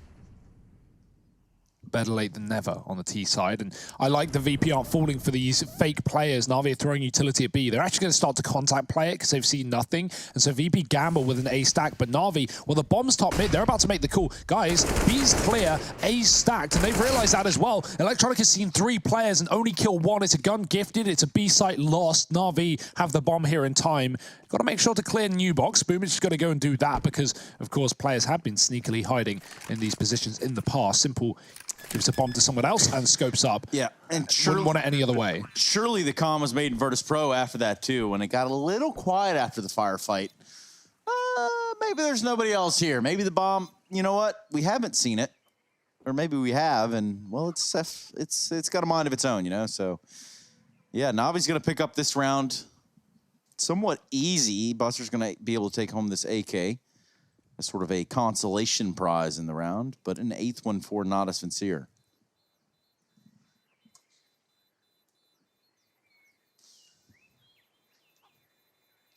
Always a chance that they can get Flamey's rifle, but the more players that accrue here for the Na'Vi side, the less likely that becomes. And yeah, Sanji ain't getting his hands on a gun anytime soon. 8 on the board now for Na'Vi. 4 between them and this VP side. And as Hugo did a good job of highlighting, that was the forced buy in the last round for VP. That's going to leave them with nothing in this one outside of what they were able to save. But that's where you're lucky that you're able to save pretty much everything, including this AK on Buster. He's dropped his Deagle over to Adren, and so everyone has a little something heading into this round for the VP side. Yeah. Essentially, it just lets them run back that force buy round again. So I like the decision to save there and not to over-aggress, right? Save means save, as Rush often reminds us.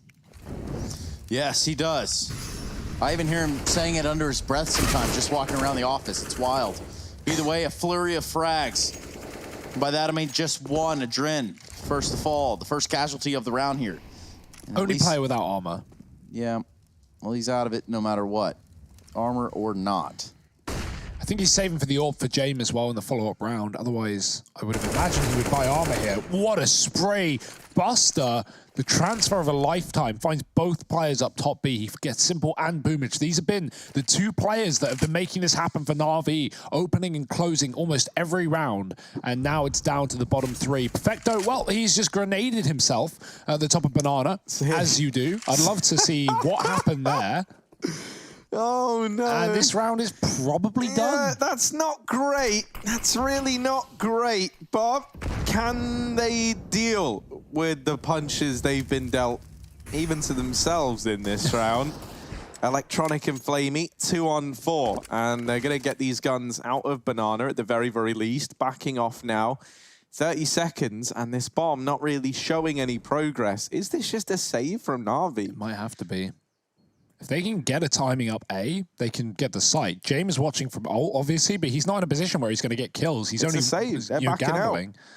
Oh, dear. Na'Vi could have won that round, man. If they, obviously, they're not to know that. But they go up mid. It's a free site. James is likely playing retake from that position. And, you know, that's a viable round for Na'Vi with an AWP. It's beginning where it ends as well. These stories often do. I think that's how they end, not how they begin. Look, man. Look at this. It ends this where it begins. Sick. That's what I meant to say. Well, this was the beginning of the end for Na'Vi, with Buster mowing down 2 players at top B, headshotting Simple on the transfer, and Perfecto blowing himself up with a grenade. Yeah, that doesn't bode well.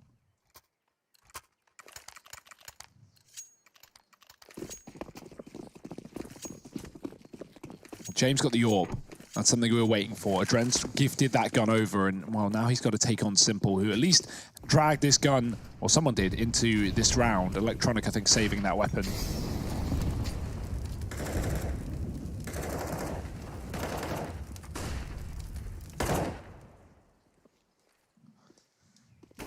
Buster throwing up on this little boost. It's going to give him some vision down through Banana, and even as all this utility is coming in, they keep the boost up. Somehow, Adren wasn't getting burnt, but Buster was. That's a curious one. They've still been able to do damage over at top Banana, and they very much kept this in the favor of VP. Meanwhile, James, putting up a double kill over at the A side of the map, has left VP in a very hot spot. However, you can't hide from Simple. You should know better, Buster. Wow. There's running, but there's no hiding. when Simple's on the other side of that scope. Oh dear, there actually is hiding, and it works very well. Sanji there shows Buster how it's done. The complete opposite of what we were just talking about is actually come true here.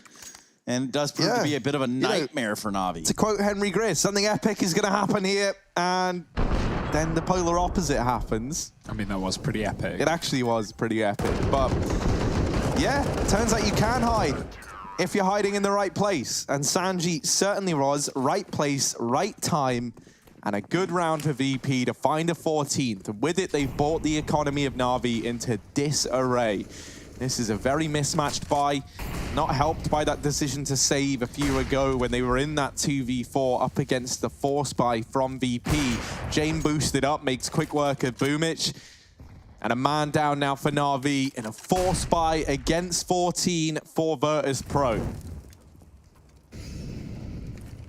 I tried to find the clip of Perfecto suiciding with a grenade on Skybox, and all you see is he's standing there and Banana holding a grenade, and then he suddenly explodes. It's like, you know, it's like he was like holding it and the timer ran out. But that's not a thing in this game, so I really don't know what happened. That's kind of funny. You mean the timer on the grenade? Yeah, like you just like cook the grenade. That's what it felt like. That's what it felt like. But right now, well, it might be VP getting cooked inside of this site. Adren, he's throwing down a Molotov. He's trying to create a bit of a barbecue, but Na'Vi, they can't even get past the fire and flames. Jame has got past the smoke, but he's turned away right as they drop into the site. Simple with a chance, but James strips it away, dropping the bomb and leaving Electronic on his lonesome. Oh, he's found the first, but he's got to get this kill quick. He's got to find the man at the back of the site who is buying time for these rotations. Electronic jumping out. Adren can just swing this fight, and Sanji's there instead to finish it off. VP 15-8. They are not letting their foot off the gas, and they might just have closed out their map pick. They actually might have. Scary scene, all things considered, but yes, you are right. The map pick here of Virtus.pro. Now we look at Inferno overall, guys. What do we think about Navi's Inferno before this matchup, before we have the scoreline that we have in front of us? I mean, we already talked about that CT side, right? Like, Navi love gambling on this map, and to be fair, a lot of the gambles they made in the first half were really good calls, but they also did the opposite, which was, you know, leave no utility solo B player who would get caught out, and that was a bit of a problem versus Espada yesterday. So it's a repeating factor for Navi. We're seeing the same situation, and right now on the T side, lacking the rounds to make this game competitive.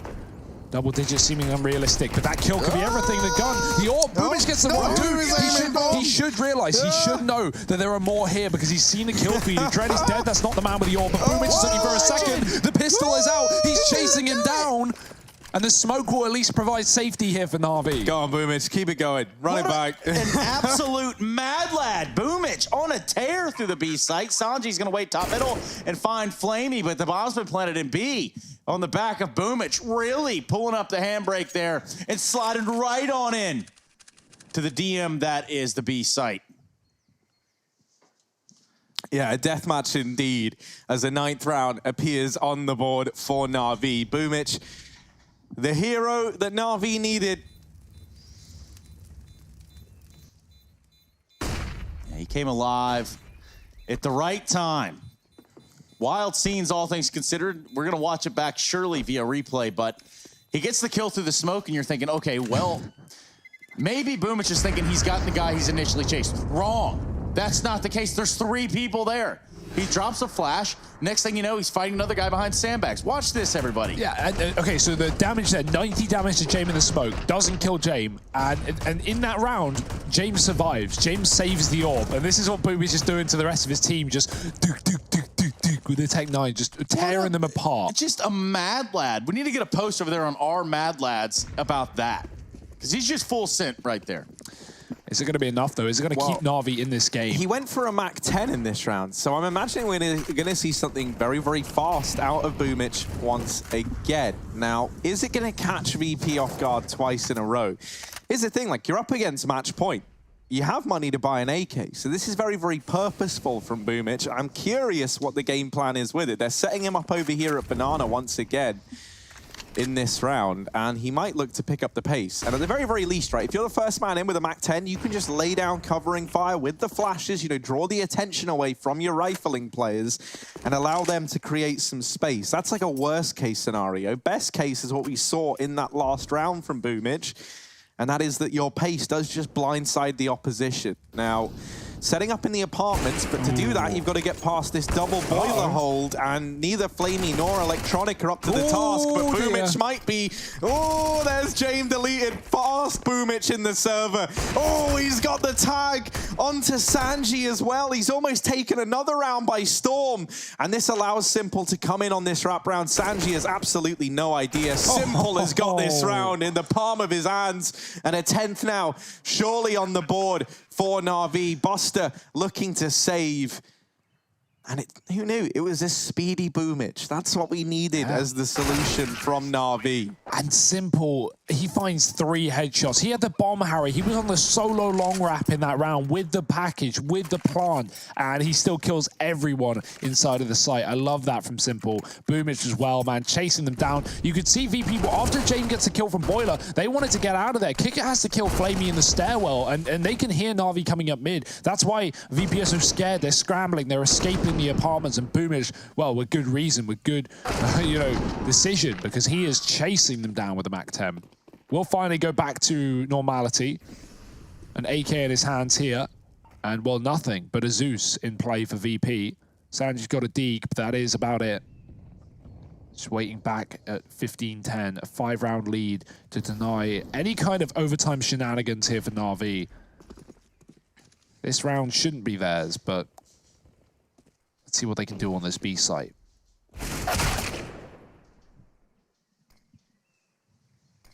Give me the Zeus. Come on. Kicker. Probably not going to get a chance to use it, as sad as that is to... Oh, Boomich, almost. You can see the head right now. You can actually see it over the top of the boxes. And oh dear, he doesn't realize that leads to him walking into this crossfire of Buster and Adren. Na'Vi still stacked up at the B bomb site, but they've got 2 players waiting in mid. And Apps. Flamey actually leaves. Oh dear, Simple getting tagged as well. It was a dink, but it wasn't a lot of damage. 20 health rather from that bullet.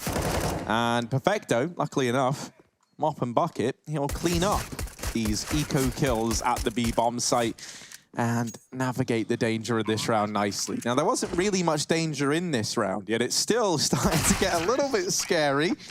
11 on the board now for Na'Vi, looking to make this comeback happen, looking to take us to an overtime in the first map of this series. They only had 6 when this little streak began. Now looking good on Na'Vi. Is it going to be enough, though? They need another 4 in a row. Oh, this is viable. This is realistic for Na'Vi, but is it attainable? That's the question. 3 in a row for Na'Vi. 7 needed. VP would have to bottle this game. But sometimes those 4 rounds can, go by in an instant. VP, they don't have a lot of money in this round. They've got the AWP on Jane, but no kits for the retakes. It will be saves if Na'Vi find plants. And obviously the utility is lacking as well. VP have had to gamble with a triple B to throw those grenades, but Sanji with an early rotate. Middle is still being held by the likes of Kicker, so luckily enough, they don't have to worry about long being open or Sanji being, wrapped on a timing. He's back into the A site. Na'Vi have no interest towards middle. Lots of utility going up top B. Retaking this area. VP have grenades to respond. That's a nice little chunk onto Perfecto, but Na'Vi going to be running right back to that bomb. Maybe looking towards the A site after all. Sanji has begun his rotation towards B, and, well, the worst possible point here for VP. Na'Vi are about to execute into a 5-on-2. James, he could be the hero here. He's got the AWP.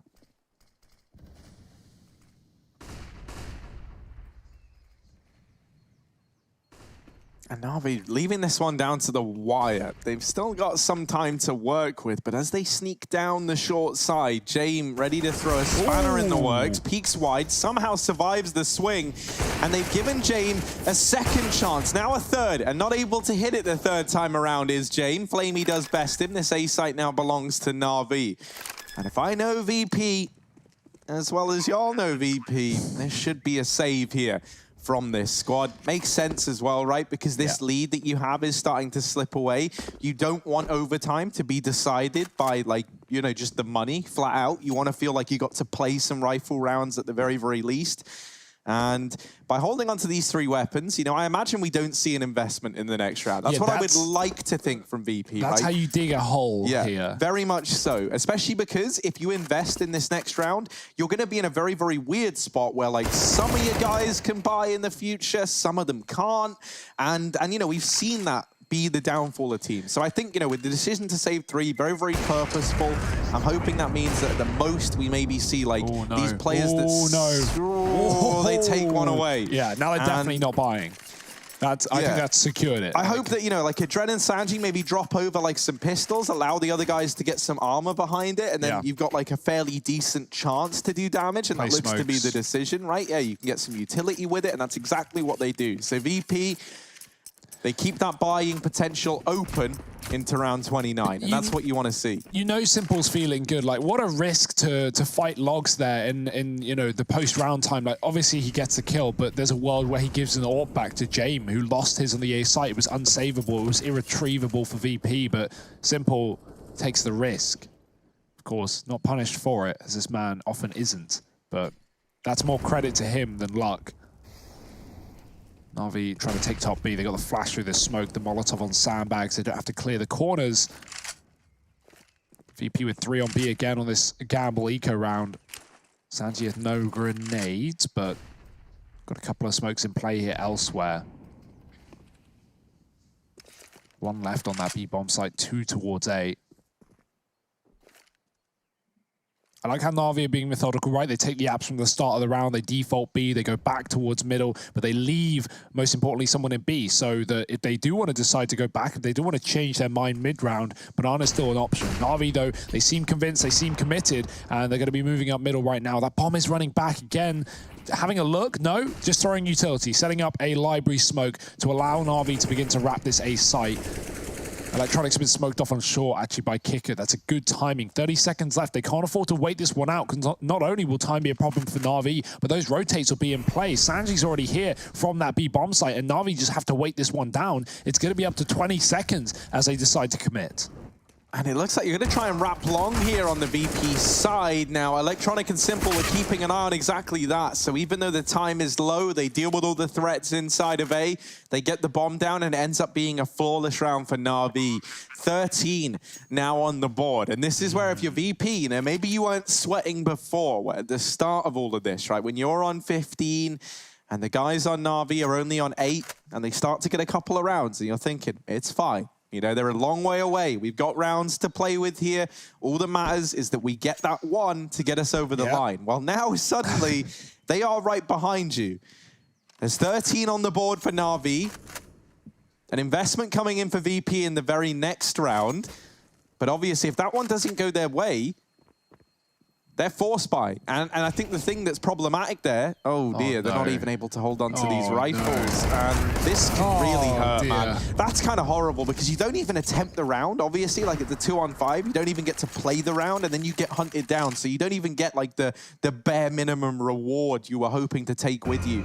And now a tactical pause called in for VP, and you understand why. This has left them in a really, really rough spot. If they buy up in this round, which I'm imagining is going to be the case, definitely. you know, they will at least have a chance, but I think it's gonna tempt VP to play very, very safe with like a focus on worst case scenario. We hold onto the weapons, we run it back, we have another chance. Over on the C stream though, you'll see they've gone to a second map. Espada taking the first over Simon Gaming, moving into Mirage. Simon Gaming. It's actually a bit of a weird round here, down to a 1v1 in an anti-eco. Well, talk of weird rounds, Na'Vi are full of them. They have pulled this game right back into their favor. You know, well, not favored here necessarily. They feel in control, they feel in command, and VP are bowing down to Na'Vi's will. The AWP's out for James. Loads of utility and the kits here. VP at least have to consider the retakes if they, you know, get enough kills on the defense here. Na'Vi are going fast though, throwing a spanner in the works deep into this matchup. James holding down the line with the AWP with this triple gamble towards B. Na'Vi, a team that love to do that themselves, are no strangers to this setup. The flash is good. Perfecto is able to spot the AWP, and that might be enough info that sends Na'Vi in towards A sooner rather than later. That's what James is hoping as he begins running back through CT spawn towards A. The bomb there as well on the back of Simple in middle, and apartments continue to be controlled by Na'Vi. VP haven't really had any say in this position on this half. Flamey going to be setting up util, but they are committing B, avoiding that AWP on James. Flamey's just trying to sell the fake that should keep James in position, but Sanji has actually already begun his rotation. He knows he has utility that could be very valuable towards this B bomb site.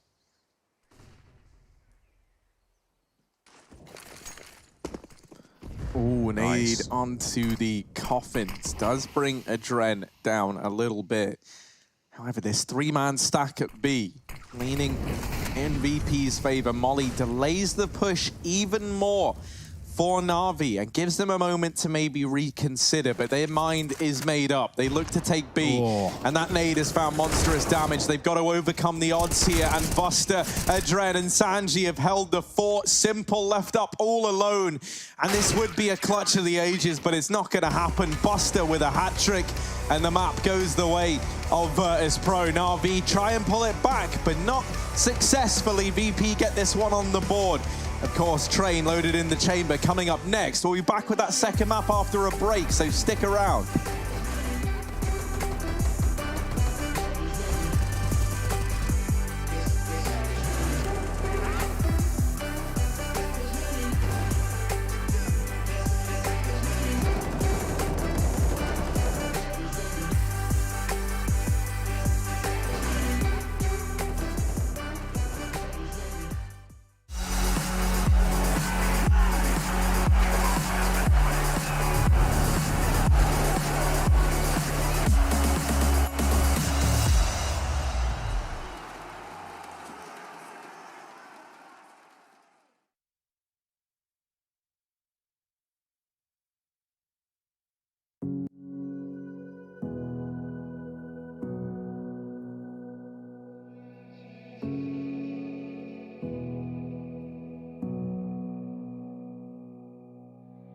Sitting on a bench, waiting for the time to pass, dreaming of what happens next. I see what I wanna be, questioning my destiny, only knowing what I see. I don't even realize I've already made a path, and I can change it anytime. I can't take it back. I know what I want, but it seems so damn far away. I know I sound crazy to the ones who said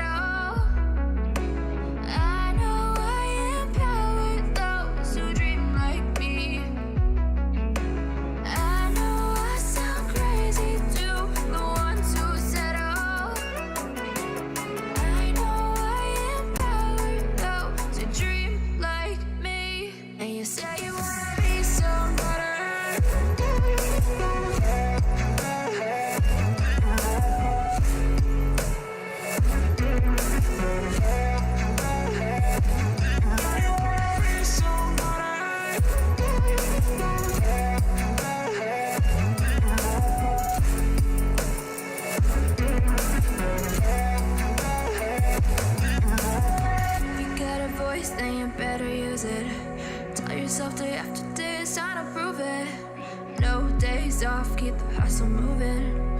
Wanna see you be what you want it to be, prove it. I know I sound crazy to the ones who said I know I empower those who dream like me. I know I sound crazy to the ones who said I know I empower those who dream like me. And you say you wanna be somebody.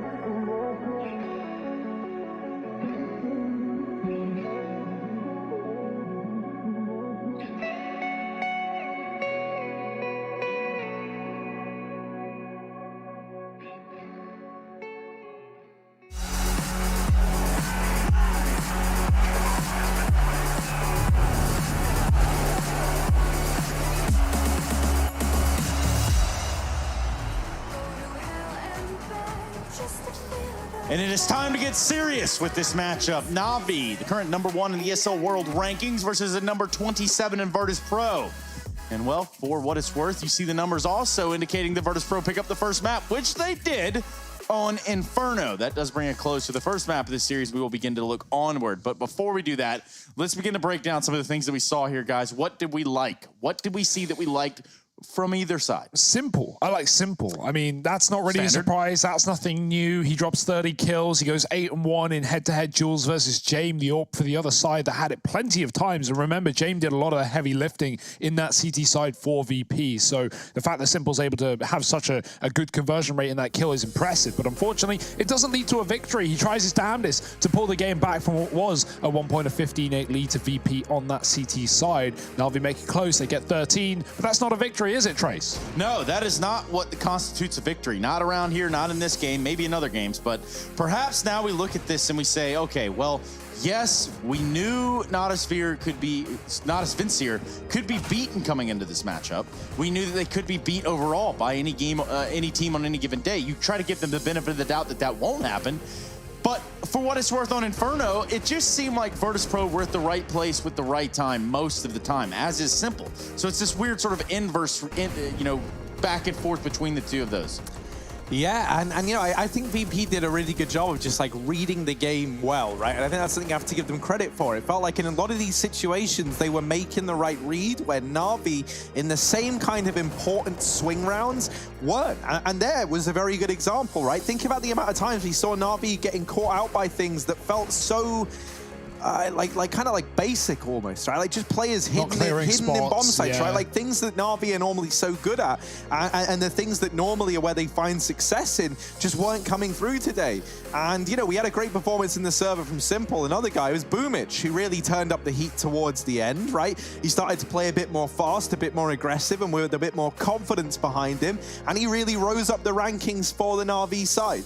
Now, interestingly enough, yesterday we also got to take a look at the Navi side of things, and we saw that, okay, Electronic didn't have the best of days. Now here today, he's a little bit better, but I really have to look at this Navi lineup and say that this is a guy that has been in tandem, as part of a duo almost between Electronic and Simple. That's what we've been talking about for the better part of a year. But now there's a little bit of a slow on the side of Electronic, and I'm not sure how they plan to get him back online. He definitely seems like an on-laner, right? Like far better in those high-stakes games on the stages versus the best in the world, and necessarily like playing teams that are below Navi in the rankings. Well, right now pretty much everyone is, you know. So yeah, it's not boding well for Electronic, but you know, at least we have the other shining stars. At least we have Simple performing well. Boomich has been making some good calls and fragging behind it also. But yeah, I mean, if Navi want to come back in this matchup, in this series, they need to win train, and they need Electronic to do that as well. Think about, you know, the Navi A site outer defense. Think about how pivotal Electronic is on stopping those T-Con rushes. He loves playing E-Box, pushing the sandwich, getting close to main, and being a real nuisance. When we had that Navi Force game back in the Pro League, where Force were running out A every single round, it was Electronic dropping 35, getting Kree kills left, right, and center. And so that needs to carry on for Navi if they want to pick up train. Obviously, this has been a map for Navi that they have just got kill after kill, game after game on. It's not a worry for them, and it is for VP. Navi made Astralis look like fools here on train in the past, so I don't think they're too worried coming into this one. Well, we're not trying to look like fools, and we're not going to make you to look like fools either, especially when we think about all of the action going on around the stream in total. Prosto? Yeah. Prosto. I just want to say Pro 100. It's the American to me. I do apologize. Either way, Prosto taking on that of Hard Legion. They are currently on their second map. Prosto winning that first over there on Nuke, and they did it 16-13. Now just getting started on Inferno, so we'll keep our eye on that one. Meanwhile, there's also these two teams known as Espada and Simon Gaming. Now, when we look at this series, they've started on Inferno. It goes to Espada. They pick it up 16-12. They're currently on the second map of the series, which is, as you can tell, Mirage. Now, that's going to leave them to decide on an overpass. But overall, when we look at these teams in this group, this is, you know, one where, yes, there's a clear favorite in Navi, even though they take a left, or excuse me, an L, maybe a left too. They took a left. Certainly wasn't right. No, it wasn't right. They take that left, and we're going to take a right into a break. We'll do that, and we will be right back with all of the answers and more that you're looking for. The SL1 Road to Rio continues when we return.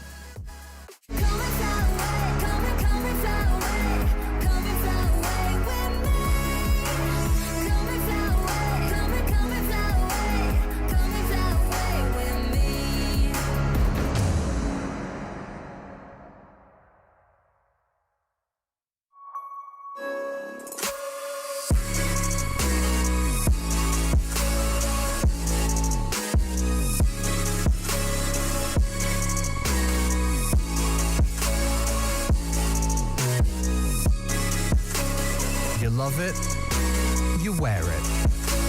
What's your style?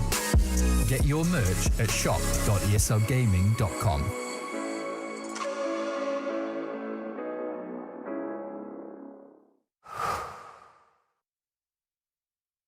To be brilliant is to defy convention and challenge expectations. So Intel will bring the processing power for when it's time to go brilliant.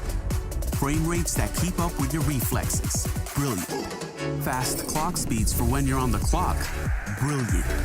It's what we do at Intel, powering you to master your potential. Will you rise? Intel.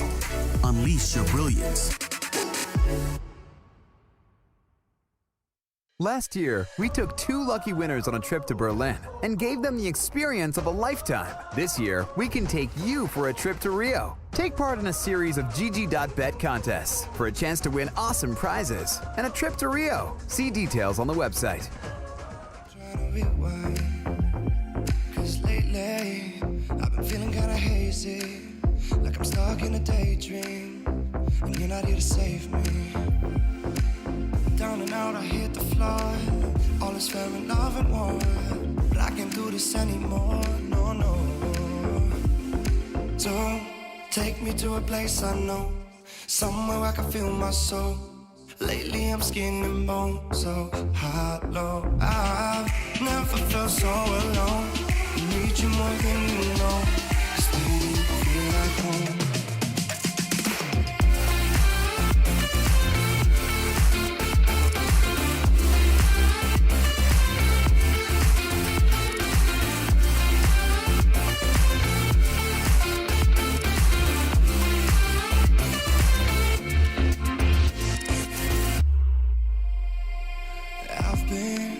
Reminiscing the late nights, we'd fall in love in the moonlight, then wake up at sunrise. Now I'm just thinking that we should go back to when we were, hold each other to feel good. Down and out, I hit the floor. All is fair in love and war, but I can't do this anymore, no, no.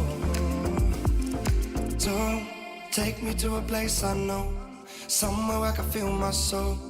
Lately I'm skin and bone, so hollow. I've never felt so alone.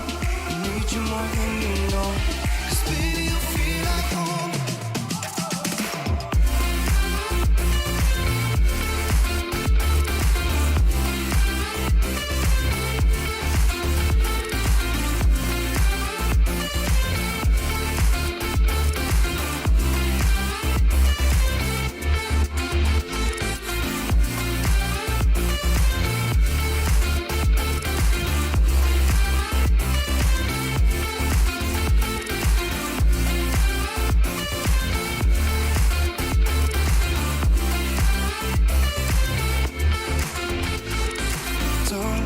Take me to a place I know, somewhere I can feel my soul.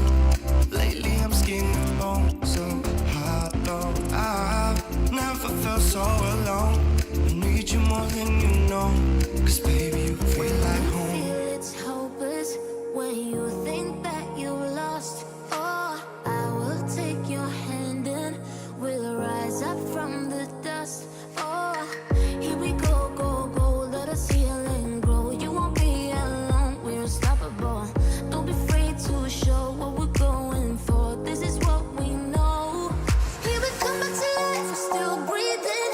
Standing up, everybody's gonna see it. Oh, all you need to know is that we're holding on. Even if we fall, we will rise up and we follow the path that we believe in. No, we're not gonna stop until we reach it. All you need to know is that we're holding on. We rise up from the dust and clean my throat.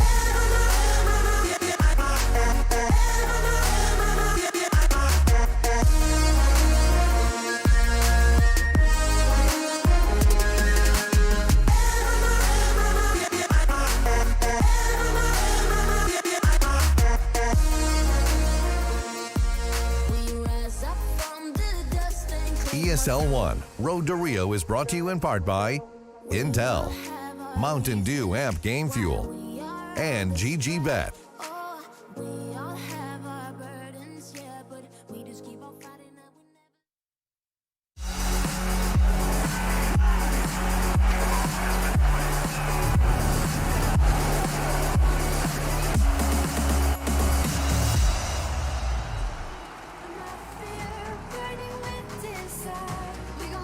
Welcome back, gentlemen and ladies. It's time to get this one started right here. We do have Train in front of us now between Virtus.pro and Navi in the first map. Well, you wouldn't even guess who won the first map, but I'll tell you, I'll keep you up to date. I'll keep you informed here on our ESL 1 Road to Rio. It was Virtus.pro that pulled forward of Navi there on that first map play. And now we look towards the second.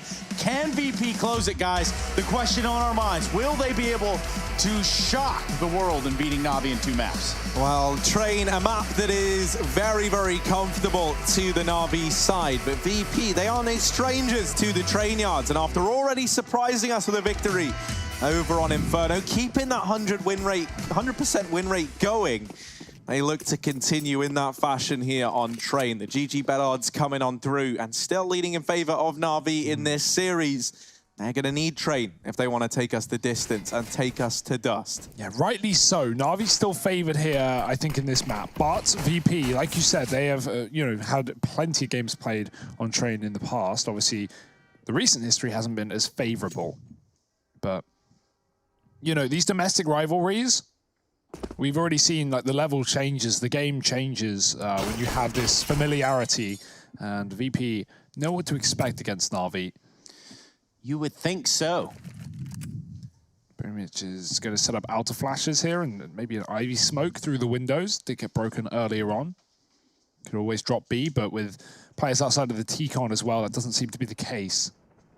Electronic lining up a pop flash also. Sanji's pushed close. VP are going to realize this is an A play, but the bad way, by realizing they're wrong. They've gambled on B, and Sanji's at least found the contact. He's dropped one. Instant trade. Nice shot from Perfecto. Leaves one man still inside of the site. That's Buster. The rest are coming through on rotation through the connector. Could boost up here. That'd be a good spot. Oh, can't drop the bomb, but as Electronic stands up, if he doesn't crouch, he might have his head removed. Peace. And Kicker has the kill. Good stuff from VP. The retake is on.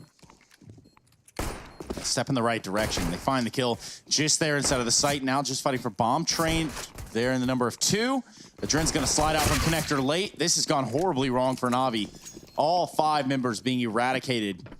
And ultimately the solution to defuse the bomb will go to Virtus.pro. We see a little bit of a resemblance here at the start of the previous map in this one. Yeah, VP keeping up appearances, and I think that's a very, very big talking point, especially because, towards the end of Inferno, yeah, okay, Navi didn't complete the comeback, but, they definitely started to warm up into the swing of things, right? And I think you could have made a case for Navi to come into this map firing on all cylinders as a result, right? Because they were able to take Inferno down to the wire, even if they weren't able to get it across the line. One thing you have to remember is VP went 4-0 on the T side and 3-0 on the CT side there with pistols and conversions. So obviously that bodes well for VP. Obviously it's a great start to both halves, but what that does mean is Navi have won more rifle rounds, or at least as many rifle rounds, in order to be so close in the scoreline. And well, those are the rounds that really are important.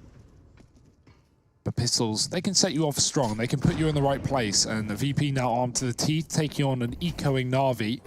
Getting smoked off everywhere they go. Pop Dog, Ivy, not getting a chance to fight back. Not yet, at least, but they will begin to fade. And utility is a miss now for VP. It's down to winning the fights.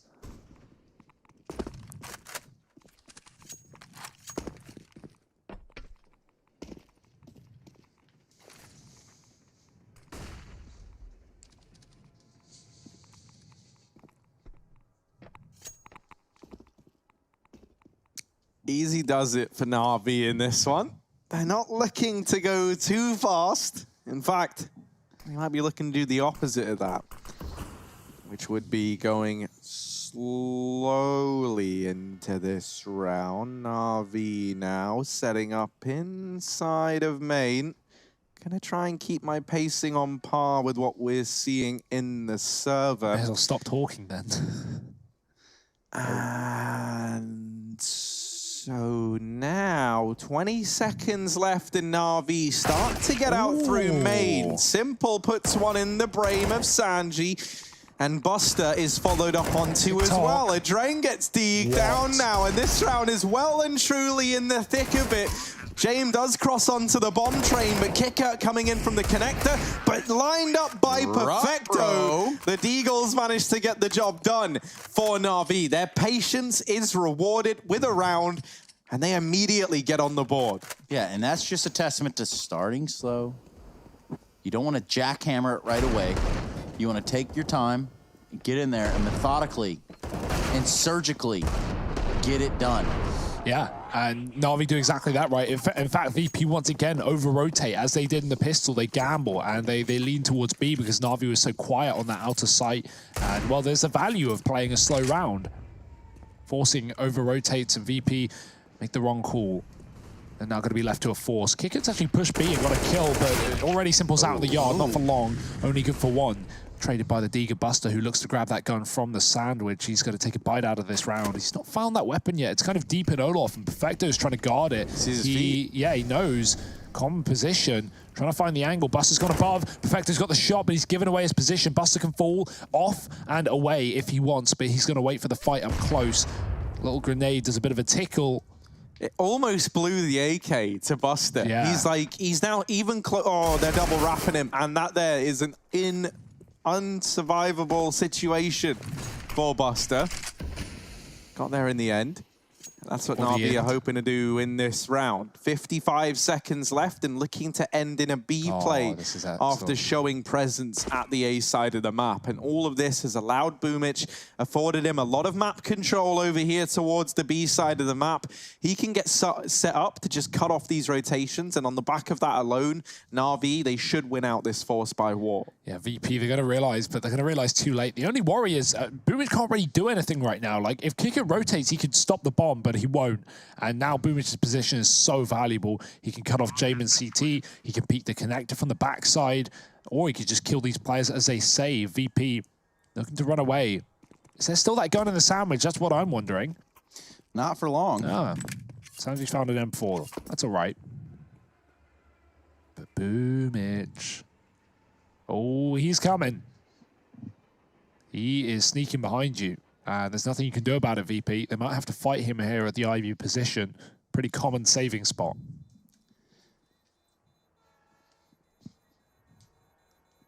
Very sneaky is Boomich. Nope. Finds the scout, a little bit of a tray to fire there. James with 11 HP. Either way, Na'Vi are going to secure the round, and that is what matters at the end of this one, at least. Something that I think is just going to be funny in this series, or in this map specifically, is that both Na'Vi and VP play it very slowly. And I think it's going to leave us with a lot of this, because that's the thing, right? The way that both these teams approach train, I feel like, is pretty similar. And it is about, like, you know, they're going to have some explosive rounds thrown into the mix, but I think a lot of it is going to come down to rounds like we just saw, where it is about, you know, trading a couple of kills early on and then playing off of the situation you've been able to get, the kind of information you have, as well as the situation you find yourself in. And VP very much fall under that category as well, when they'll move over to this T side. So anticipate more of these kind of cruel rounds where they really do spread out, work to nullify the map control of VP in the opening segments, and then play around it. That nade finds a lot of damage onto Sanji, and that might give a bit of a path into Pop Dog. You're already seeing a bit of the clashing for these swing positions in the map. And Sanji, forced out of Pop, going to trade positions with a Drent. Now he's set up over here in main with this 1M4 in this round. He does have support from Buster on this D. Don't know where that kill just came in, but it was James to open it up. What did he just wallbang? What did he do? Where did he just kill someone through? I'm trying to look on the map. This is as good as mine, Harry. It was in Ivy, so I guess through the, like, electronic must have been in that little pixel gap, and I think James wallbanged him there. That was close as well. All right. James, get a save. It's James time, baby. It is 100% a James time experience. If you've never witnessed one of these before, and you want to understand what the memes are, you understand, well, what is James time? Well, this is how it is. That's actually how exactly they sound. They. Yeah, who is they, Hugo? Who are you trying to Those isolate? who don't know of James and his time. What is James time? Well, here's James time. He's going to be saving in a 1-on-4 with the bomb planted well past the point of contention. So, yeah. Woo. Third round on the board for Navi. And we have only just gotten started. Now, we did talk about this a little bit yesterday. Might as well bring it up again today. What? We got the opportunity to play on the ESEA client, right? Yes. And all weekend, they've been doing max rounds 12. Now, after our first experience, we didn't really want to go and try to decipher the whole thing and tell you, oh, this is great. Oh, no, well, this is not good. We have now played another day of max round 12s, and albeit we were absolutely crushing some fools. Yeah. But what are we thinking about the play itself with max rounds going to 12? I actually really like it. I'll be honest. I think it makes CS like, I don't know, at least in my head, there's like a big difference between committing like 40 to 90 minutes of your time. And it felt like, you know, with these games, you were always guaranteed like a 30 to 40 minute game at most, right? Yeah. And that was pretty cool. It made CS like feel a lot more digestible. The rounds also feel more impactful. Comebacks feel more attainable. I think is good because, you know, there's a lot more rifle rounds just played now in Counter-Strike as a whole. So it makes sense that maybe you need less rounds, right? With more rifles getting picked up on average. 15 rounds used to make a lot of sense when you could get insta reset. If you ever wanted to build back up into a game, you needed to have room. But now that isn't really a thing. And full buys are prevalent far more than that of ecos and, you know, things like pistol rounds. So, yeah, I'm actually a huge fan of MR12 and the little experiment that ESEA are running. Well, if you love it so much, Harry, why don't you marry it? I don't know how I'd go about doing that. Ooh. Kicker, the re-aggression, he ran away, he tried to bait them into this awkward James, and he's just going to push them again. Second time around, just as successful. On 2 kills to start this round. Simple's holding on to the bomb in upper. He doesn't want to lose it. He's going to fall back to T-Con. Actually take a different angle to watch the pop push instead. His teammate's committing, but Simple hasn't got control of the pop dog just yet. Perfecto's dead in the yard. Simple's gone as well from Kicker's push, and everyone has fallen here. It's a flawless round for VP out of nowhere. I love the aggression. We didn't really see the intention there from VP, which was the bait and switch of James and Kicker, but, well, James just rotated after Kicker killed Flamey because he could do it all on his own.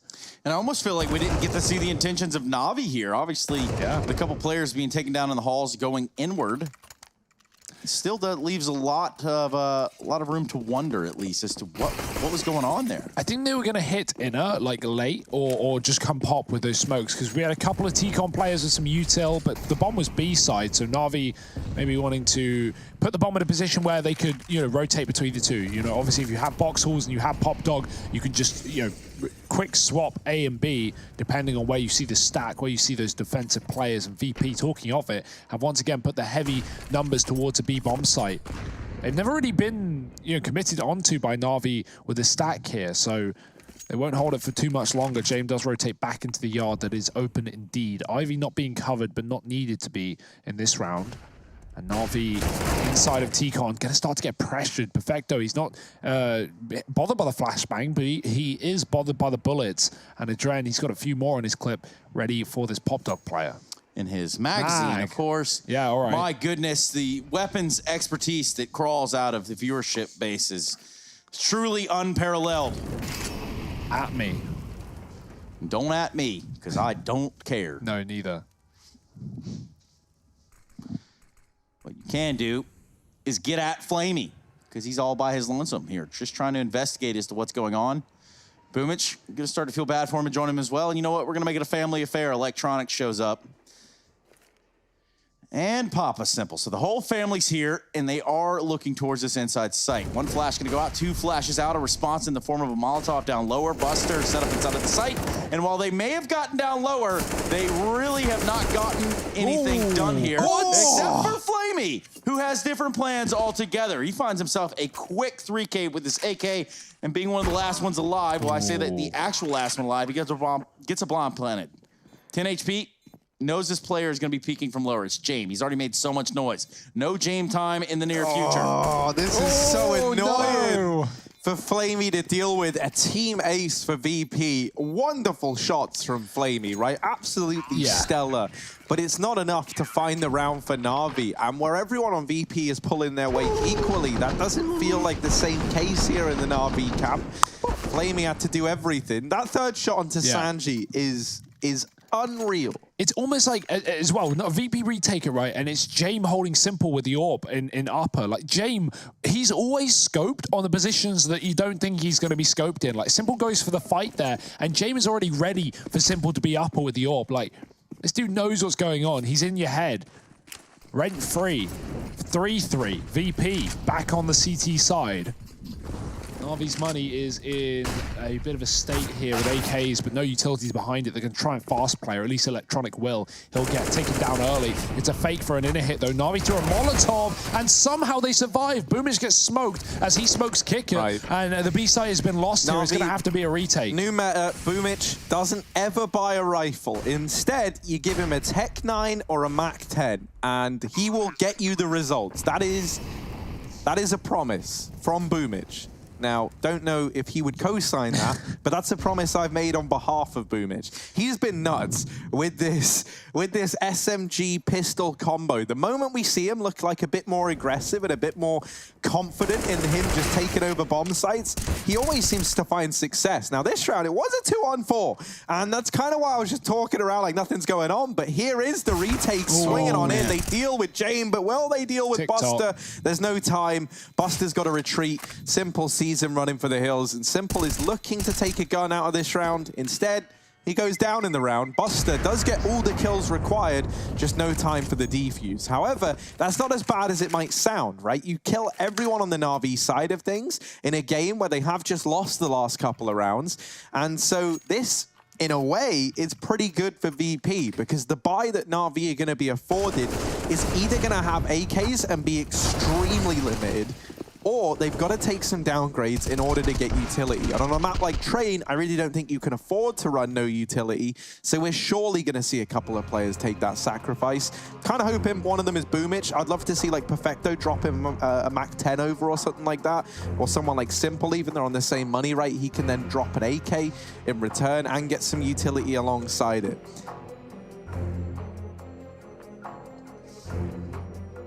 Yep, and that timeout's coming to a close. So we're going to jump back into it. Na'Vi still being pressed in this series. You know, you think about it, you look at it, Na'Vi picks Train. Well, they did lose the first map. Was a rather close one. And well, for the time being, they only find themselves up by 1. Ooh. It's a very last second force for Na'Vi. Quick on-the-fly decision. It's the mash F1 on your way out of spawn to auto-buy. Get everything you can and get it going towards that B-bomb site. I have this weird thing on my laptop where when I push the button that controls the fans on it, it just force buys for me in Counter-Strike as like a legitimate thing. Don't push It's not the even fan on button. the keyboard. It's like a completely different thing on the back of the computer that when I push it, it force buys for me. So that's kind of cool. What kind of VAC stuff are you doing that you're playing with the back Nah, man, of your I'm just computer really spurred on by my fans. And, well, Na'Vi... Only the fans, though, Harry. Only the fans. They're looking to spur something on in this round here and now. They're set up in the upper tunnels. 3 players here ready to make mincemeat of the B-bomb site. However, it might be them who are like lambs to the slaughter. This has got 3 players stacked in it for Virtus.pro. They've been doing this all game, and finally it's going to pay off. Finally, Na'Vi walk into the setup. Quick kill with a bomb drop to Dren. He holds his own with 2. Stalls out that kill as well, just to guarantee the double. And the missed shot with the AWP will allow the players to cross, but not get the bomb. It's not being covered, luckily enough. James hasn't seen it out on the left side of the spools, and it will get retrieved. Oh, only just by Flamey. Moves away from the Molotov, oh no, he hasn't picked it up. He didn't go wide enough, and so James gets a second chance to fight it. I am wrong, and Electronic is alone as he's left in a 1-on-3. He is going to go for the bomb this time successfully, unlike Flamey, and this time he can go for fights as well, but 20 seconds means he needs to plant eventually. He can't leave this one forever, and the longer he leaves it, the closer they can get to denying it. That does seem to be the case. 13 seconds left. He hasn't left him a whole lot of room to run. He does get this bomb down. Meanwhile, just closing in like a claw are Virtus.pro. And the jig's up. Electronic is busted. Yeah, man, this is the thing. Like, this VP brand of Counter-Strike is one that must feel so annoying to play against, right? Because it feels like so many teams there in a 3-on-1. I don't think they're going to be like dying to give you peeks, right? I don't think anyone's going to be like just charging down out in the open. You're not going to get any freebies, but you certainly might get more than Electronic has offered there, right? No one shows their head. They sneak a man up on the rafters, just hugging that left side of the wall. Electronic never even sees him. And with so much time passing, Electronic even has to start to consider a potential wrap all the way from Con to Pop Dog into the back line. And VP never did that. They just didn't budge in the first place. I do kind of love like the brand of CS they play. And I think that's one of the reasons why you see them struggle a bit is like, because sometimes it really does work and it looks great, right? But others, either the read is just wrong to begin with or the slowdown actually comes back to punish VP, right? I think it's all about trying to find this midpoint, right, between doing like the intelligent fall off and you know, not giving away fights, and then also knowing when you can afford to take a bit more aggression, right, and when you should be being the kind of dominant force in a round. And I think for VP, it is just finding that balance that they're working on. Now, Jane, gonna let a couple of players out from main. Adred looking to deal with them though. Going to be Buster and Adred coming together to sweep that round under the rug. 5 on the board now for VP, back in the lead over on this CT side. And let's not forget, for those of you who are just tuning in, VP are currently 1-0 up in this series. They took Inferno, their map pick earlier on. They keep their 100% win rate up on that map. And now they're in the lead here on the map pick of Na'Vi as well. Yeah, holding the lead, but Na'Vi coming back in with guns. Simple lacking the AWP. It's been taking the Galil. A bit of a hit once again. Never nice to see it in his hands, but what can you do? It's not like Na'Vi are rolling in AKs either. Only 2 of them in play. So this rifle round, again, slow. Back to Ivy. This has been a position they've not really frequented yet. So trying something new, perhaps. Buster, he has been holding his own in this game, and he's there with the AK. Opted better than that of Na'Vi in this position. Sanji's pushed T-Con. He's got himself a pick, but tagged up very heavily in the process. He's going to have to fall off eventually. James is even scoped up with the AWP as well. Ooh. Na'Vi are just playing a timing play on this outer site. They're hoping Flamey can draw enough rotations, considering VP do like to gamble on this inner site, but they're only moving 2 over and still playing 3 in the yard. James fakes his retreat to try and force a fight. It won't happen. Boomich is still patient, waiting for Ivy to get taken, but VP have just been re-smoking this second after second, round after round. And now as that final smoke begins to fade in the outer yard, Na'Vi should be able to commit. Yeah, James got his eyes set on this T connector. And so far, no one's straying out in front of his crosshairs. That could change very soon, though. Bomb on the back of Boomich. He's just on the other side of the wall, so smokes are going to come out. 1 in Pop Dog, flash over the top, as well as a player peeking in there in Ivy. Now the jig is up. Wait, that was the lineup. He did get a collateral. Flamey got legged through Boomich, and now they spot Electronic and Ivy as well. He's trying to get the hell out of there. Simple's retrieved an AK, and it's a save for Na'Vi. They spend so long waiting. And VP put a 6 on the board. This save is pretty dire as well. It's really not what you wanted if you were Na'Vi. And this, I think, is really how VP, whenever we see them win games, this is the essential part. When they get teams to subscribe to their slow style of play and match it with a slow style of their own, I don't think anyone can out-slow down this VP squad. I don't think I've seen that done before. No. And Na'Vi, this is why we were saying coming into this, when you look at how these teams stack up, Na'Vi are a team that are also known to try and play this slow, crawling style of Counter-Strike when times get tough. But I don't think that's the solution versus this VP squad. Yeah. You saw what happened there. There was just no time. And, you know, when it gets down to those closing, 20 seconds, you try and go for a push, you are reliant on getting the opening kills. If they don't go in your favor, then the round is done. You don't have enough time to try anything else. And up against VP, they are good at hitting the shots that they have to hit. There is no doubting that. At the same vein, I agree with you for sure, but, Na'Vi, from their perspective, they don't want to run into any more of these stacks, so playing this slow rounds is a way of trying to gain information, trying to, figure out where VP are leaning. That's very true, but I think with Na'Vi, we need to see them kind of pushing and prodding a bit more, right? Because even though they're setting up to get that information, there's no one actually getting the information, right? They have the players in the positions, but usually they're not actually finding anything. Even Flamey over at B in that round there didn't provide any info to the rest of the squad, and ultimately didn't play into that round at all. This rotate is very good. Na'Vi don't realize VP had 3 in B early, but they pushed the perimeter. Adren has gone up the stairs, and now everyone's gone back to yard. So we have this double Ivy setup. Buster's in T-Con as well. He's dropped the bomb. Doesn't get much worse than that. Here's the Ivy split, but even if Jay misses a shot, Kicker should be able to double down, and he does as they line up. Electronic getting one before he falls there at the end. Boomich is a long way from home. He's even going to get Herd running. Adren should be ready for the fight. Oh dear, Boomich is going past it. Adren on the hunt. Boomich, no way he can stick the plant with a player already here. He needs the kill, and Kicker will not grant it. 3 kills for Kicker, 7 rounds for VP. I'm loving these B stacks because what it does enable, like there, if VP want to make the risk, if they want to make the gamble, that's the first time they've done it with a B stack. If you push, you can take the halls and you can rotate outer. And if you push and you die, if you set up one player there and they die, what's going to happen is Na'Vi are likely going to elevate the pace and commit into B. And, well, you're still stacked there. You've still got 2. So there's a lot of options here for VP on the CT side. And it's good to see them abusing it against Na'Vi's very slow T-side play. Yeah, and they're making, you know, these trade situations that they get into look easy almost, you know? It's not out of the realms of them having this grander play in mind with each and every pick. So yeah, 7-4 and no guns over here for Na'Vi. We all know what that could mean. They're liable to win the round. So, you know, what's kind of worrying here is in the 12 or 11 rounds of play so far, not including this one, Na'Vi have had 1 opening kill, and that was on Simple. I think it was in the second round. I think it was that Deagle kill when Na'Vi ran into A with 20 seconds left. Na'Vi have not had an opening frag since that point. It certainly doesn't help that they're always losing this early dude and being left in 4-on-5s, having to, you know, deal with these stacks from VP. So that has got to change here for Na'Vi if they want to get back on this board.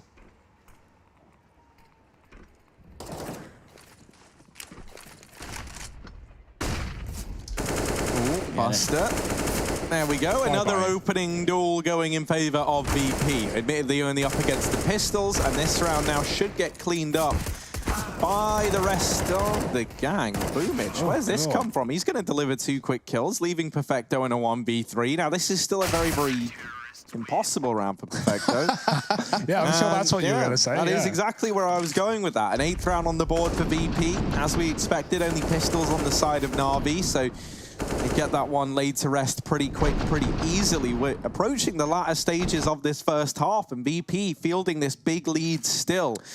And it's not showing any signs of slowing down. This is crunch time, though. Na'Vi, think about, you know, the ecos and some of even the rifle rounds where they've had like 3 Galils, 2 AKs. Like, this is the best buy they've had in a while. Simple on the orb, everything to play with. This could be Na'Vi getting back into the game, but they need to get out into the yard, and they can't afford to again lose the advantage. Electronic has granted that for Na'Vi, and he's doubled it as well. We said we needed him in this map, and he showed up in this round at least. Na'Vi in a 5-on-3. This would be impossible to lose, you should think.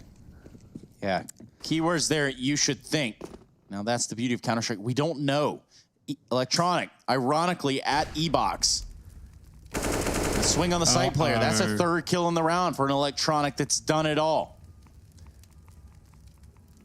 He's going to continue to conduct business. Pushes all the way through Z. Now, he is going to be that thorn. He has not stopped. Now, the rest of the team has caught up on the inside site. That's just going to leave Jame and Buster for a little bit of a traditional favorite here. And we all know what's coming. So say it with me, everybody. Jame time. There we go. There we go. It's going to be a bit of a save from the side of Virtus.pro. I mean, they're like, you know, we just see one player, literally one player from Na'Vi play an aggressive round, fast out from main, and VP, all they've been used to all half long is these very, very slow defaults from the Na'Vi side. And so not a single player is ready for Electronic to get so deep in the front lines that quickly. They're hunting these players down, and they've got a very good idea where they might be. Jame will get to hold on to this orb, though, into the future. 5 on the board now for Na'Vi in a flawless round. Very, very important in terms of not allowing VP to come in here, pick up a 9th, and just slam this Na'Vi economy into the ground. You can see these little replays from Electronic, and this was absolutely stellar. That 2nd kill, wild. And it only gets better from then on in for this man. 5 on the board now for Na'Vi, and I'm hoping this is where we see them go back to some of these faster plays. I don't know if we're necessarily going to see a man just barrel out from main again. Yeah.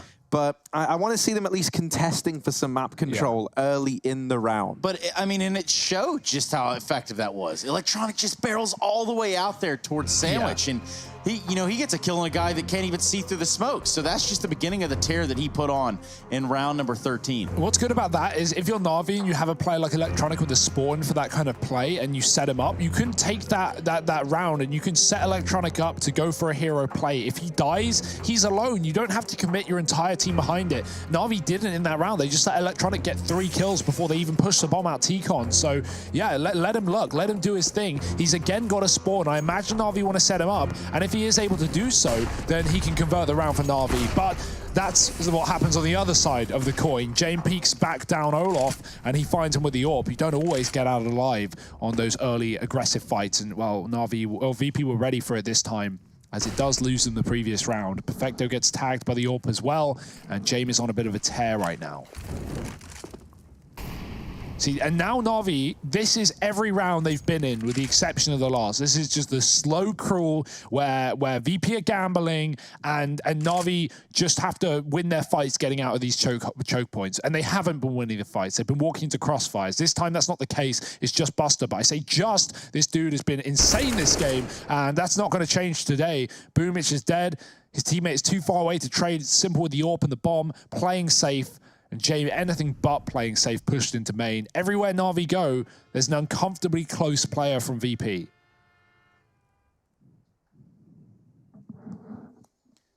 And Jame, of course, really pushed up here in this motion. Ooh. Yeah, he heard the footsteps coming back his way, right? And so at this point, VP are anticipating this is going to be the A play. A stellar shot from Jame onto Perfecto. And now that this AWP has rung out, simple. While he does get one, 20 seconds left on this clock, and it might just be the save for Na'Vi. 9 on the board for Virtus.pro as they continue to field a strong CT side. Yeah, it's almost Darude, the way that Virtus.pro are beating up on Na'Vi at this point, creating quite the storm. Yeah, they're playing dirty, you know, they're throwing sand in their eyes. And that might be against the rule books here at the Road to Rio. The Pro to Rio, the Pro to Rodeo in Odio The Pro to Rodeo. Well, yeah, I mean, you know, VP have to be feeling amazing right now, because if you're forcing Na'Vi into this many saves on the T side, like, that's how you know you're in full control, right? Their retakes have been excellent on that B-bomb site. They've been stacking a lot. The AWP hasn't been a problem. Simple's really not been given an opportunity to do too much in this game. He gets 1 kill that round, only because Buster peeks into him. Boomich even gets knifed by his teammate. That's a right click in the back off of spawn. It's falling apart here in the second map.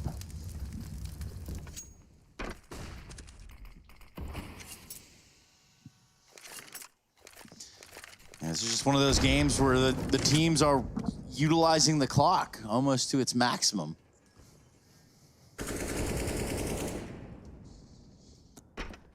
Yeah, that's exactly what we expected from this series. And it is VP coming out on top in the majority of these slow rounds. Well, in fact, in all the slow rounds, it feels like VP come out ahead. This is their bread and butter. This is what they're used to. Ivy control attempted once again from the Na'Vi side, but they bow on out. They give it up. James gone aggressive in main once again. And there is Perfecto waiting on the other side. He hasn't really fared too well in this head-to-head, but will he finally get his revenge? No, Perfecto, the timing couldn't be worse. He just watched main for a minute. And then the second he looked away, he gets peeked by Jame. If I'm Perfecto, I'm throwing. I almost said my controller. But my keyboard and mouse across the room. I mean, we got a spy in now. our midst. What is it that you have against players that play with a controller? Well, I don't even think I have to say, you know, just no to those guys. Adren. Ooh, it's just so many B pushes. And this is it, right? We talked about this earlier, these B stacks for VP. That's what the pushes provide. Na'Vi, they're not ready for the first dude, but they sure as hell aren't ready for the second dude. And everywhere they go, they walk into death. Electronic will walk into a save in the last round of the half. It's a Trace Stunner Sarantis classic here as he survives after time. 10 rounds on the board for VP, an excellent CT side. And they're only 6 rounds away from a 2-0 victory over the best in the world in the ESL rankings. Is that going to happen? You'll have to wait and see.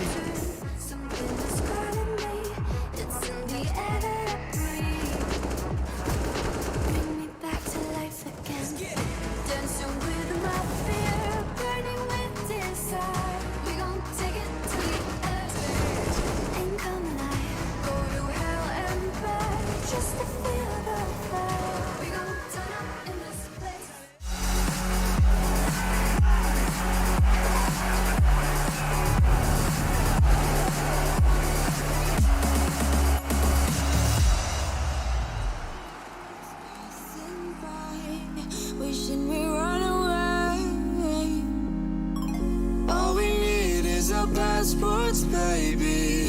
Leave the rest in our troubled minds. Let us go down in laughter, baby. Trying to figure out what we're after. We're never heading back until we're older. We couldn't care no more, not any longer. Under peach yellow skies, we keep on searching, but we will never know what we're after.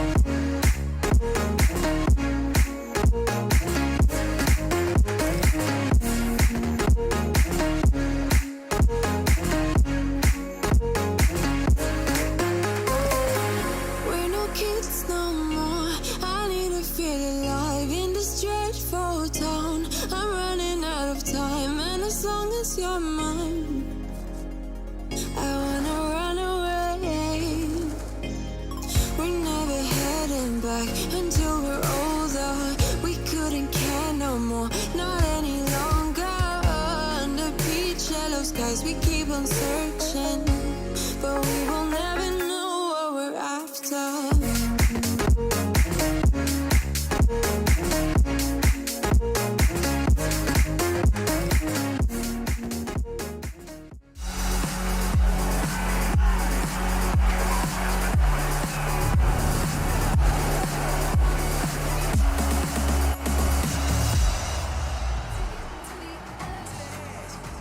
Virtus.pro give Virtus no way back into that A side for Na'Vi. That T side falls flat on its face. I've never seen more saves from this side of Na'Vi as they have been put to the test in this best-of-3 series. A map down already and 10-5 at the half. VP have considered 3 out of 3 pistols in this series. They're looking to lock in a 4th as well. If they can do so, Na'Vi might just be running out of gas. But let's not count them out before they have a go at it on this CT side.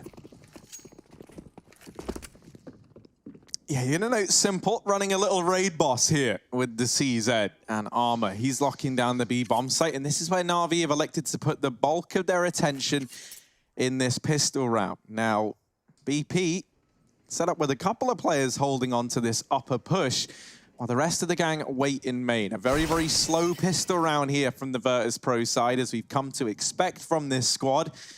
Bit of utility on a Dren. You see he's over here outside of B, so I imagine those are going to be finding their way through the skylights perhaps to help out with this A-side play. Gonna try and go toe-to-toe with Simple here at B.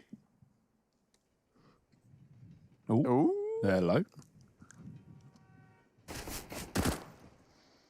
This is going to keep the setup here, right? Na'Vi have 3 holding the same line, hoping that if Simple gets rushed, they can support. But VP don't want that B side. They're still looking at Outer right now, and there's only 2 there on Ivy. T-Con's a pretty open position right now, and so is the Pop Dog, where VP do have 2 players coming from. Already out and about. Here's the rotate back into A. Electronic. Oh, he's spamming. He can't connect the shots. Buster's found first blood in this round. Perfecto dead on Ivy. Electronic is going to follow as well. VP, 3 kills in this round. It's falling apart. Yeah, this has not gone well for the side of Na'Vi. Simple wants to put a fight on, try to give us a show from the connector.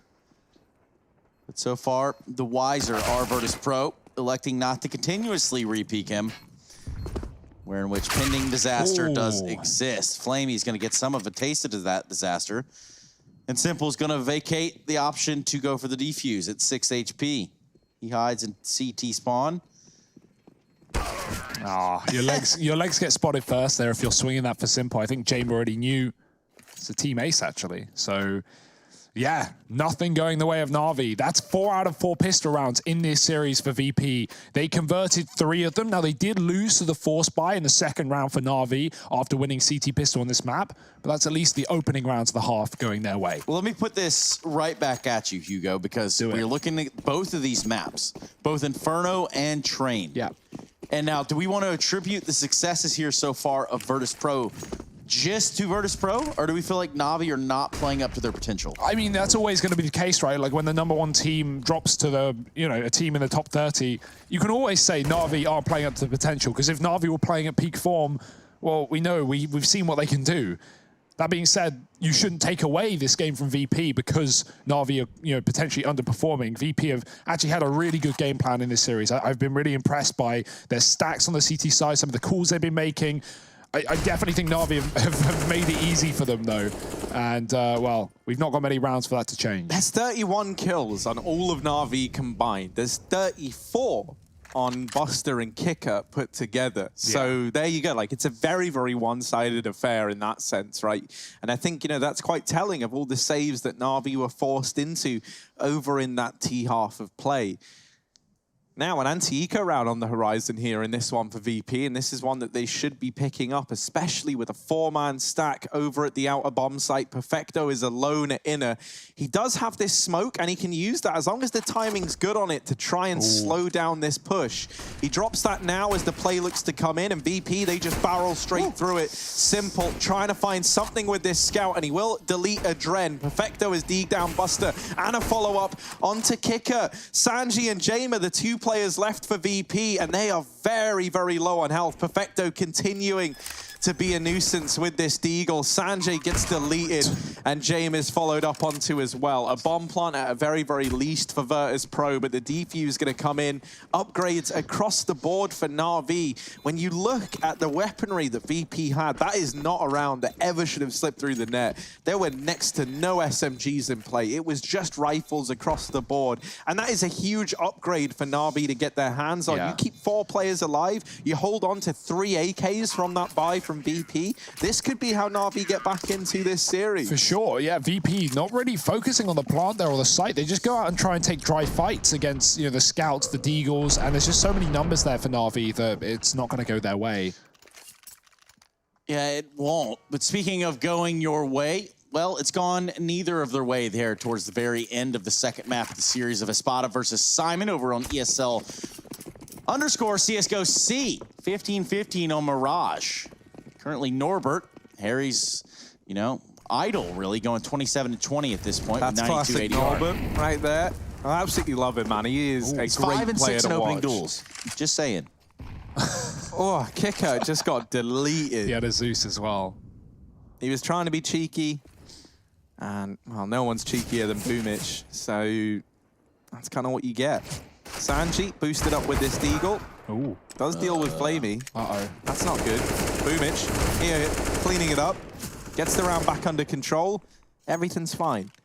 when Boomich shines the light for Na'Vi. Buster now 1v3 with this Deagle, and that looked a little bit dangerous there for a second. Thankfully, it is Boomich coming in and saving the day. Buster's certainly made his name with that weapon, right? Like, you know, him and Kicker were the D Kings on the old Avangard roster for some time.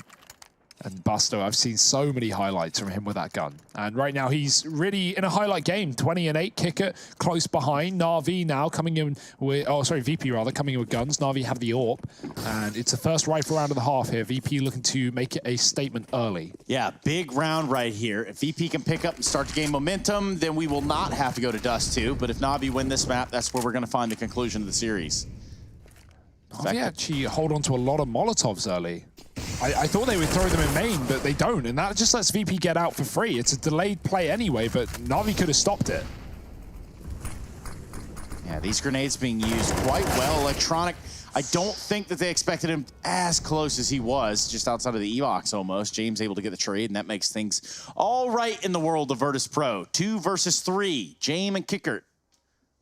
They have the bomb in hand, and an idea that they want to get the bomb planted on the inside site. If they ran right now, there's nobody home, and you will be able to just walk through the front door. Uh-oh. And these are these situations I'm kind of talking about when I say that one of the things I always look at for VP is they're a team that love to play slow, and they do it very, very well. But there are definitely times where you could look to this squad to pick up the pace, and you feel like it would lead to better results in the server. This round is a prime example of that. There was a timing where B was empty, but the problem is you take 40 seconds to get to B. I mean, even though you were at B the whole time, and Na'Vi, they're obviously going to rotate someone off, right? They don't see any contact at A, and they're 3v2. They have a man advantage. They've got no reason to kind of gamble and keep all three at that A bomb site. And that was the round for VP, gambling with you know, splitting up in a 2-on-3. I feel like a safer play is just to commit down B together, right? Kicker's scared of the halls, and that makes sense. But once you've cleared that, you may as well just take B as a 2-man unit, because you know you've got a 2-on-1 max inside of that site. So, yeah, VP, not really the read there, and not really the round. Na'Vi starting to build into this game in the second half as they take 3 in a row.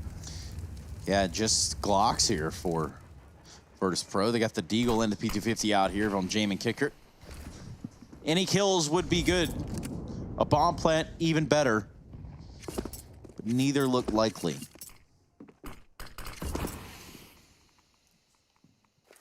I say that Adren is flirting with the idea of pushing through this smoke at Ivy.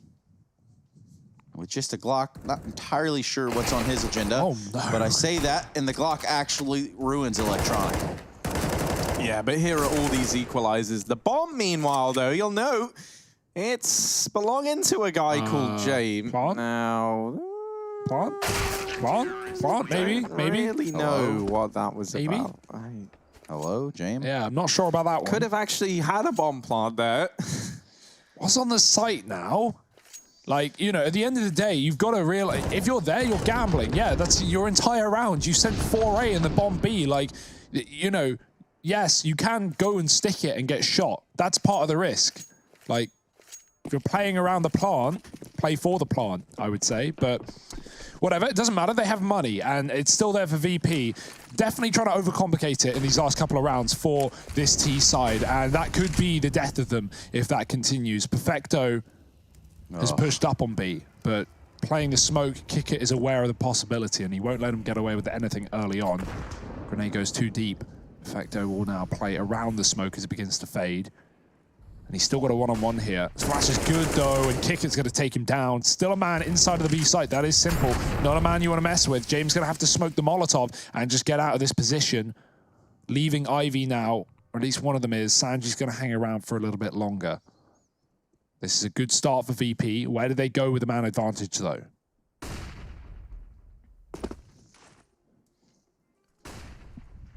Yeah, we'll see a gamble rotation from Electronic over towards the B-bomb site, rejoining with Simple here. And they're going to trade positions out. Simple playing the connector makes a lot of sense, right? He's got this AWP. He can rotate very, very quickly between either bomb site and still be useful. He'll set himself up over inside of A. Adren looking to break these windows and throw some utility out.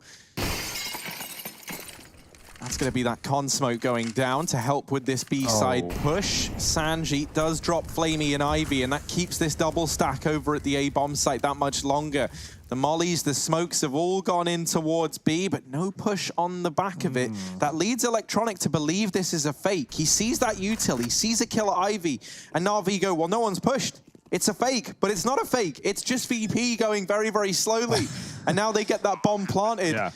And this should be a VP round. I don't even think Na'Vi want to risk attempting this, right? They know that the lifeline they've been given is not one they can throw away. And if they let the money be their downfall here on Train, a second comeback getting denied and ultimately losing this series, then that would be devastating. So they make this decision to go ahead, hold on to these weapons, and take them with them into the next round. But this will be a 12th on the board for VP. Yeah, VP just respect the smoke. That's all they do. They respect the smoke on ramp and they don't commit until that's faded. That's actually the right call, right? And I think Electronic, you know, he leaves B. Maybe he thinks it's A, but I think in another world, Na'Vi somewhat realize that they're going to get exec'd on and they just want to save 3 guns.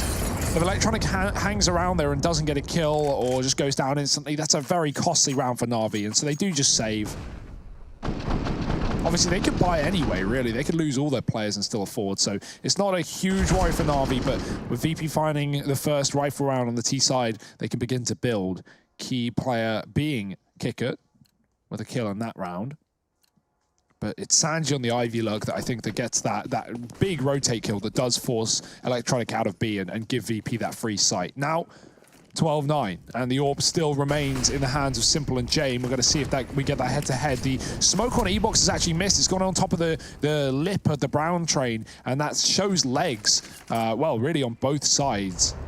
Got to be careful of that one. VP might not know about it. You know, commonly, the E-Box smokes, most people line them up with the sun, and that can be inconsistent. I do the same. Sometimes that smoke lands on top of the Brown train. So you got to be very careful with how you throw that one. Luckily, VP aren't going to be playing into it, and we'll just take the bomb outside. I like to think that's a nice little life lesson from the CS devs. You know, you shouldn't look at the sun, of course. Of course not. Unless it's us over on Cash, looking right into it. And proving that it's a square sun. Yeah, nuke rather, but... Yeah, nuke. Yeah, Cash, my favorite Same, different map. Same, different. And now, Perfecto trying to deliver the same performance at this B site he did a couple of rounds ago, but this time it is different for Perfecto. He gets shut down. Electronic coming in on a very, very lengthy wrap all the way through the tunnels. From main, that catches Sanji off guard. He was meant to be keeping an eye on this pop rotation. That really does divide this site hole. Jame is now having to keep an eye on the flank, and that leaves Kicker all alone, essentially, to hold off the front line. And that's where Simple resides. You don't envy James' position here. What can he even do? The answer is nothing. The defuse comes in for Na'Vi, a 10th on the board as they look to make this comeback happen. Yeah, it's just Simple as well. I love that. Na'Vi just waiting for Simple to die at least or win the round. You know, those are the 2 options really for Simple. And he's just going to push in and kill 3 players on that AWP. You love to see it. Finding form for Na'Vi.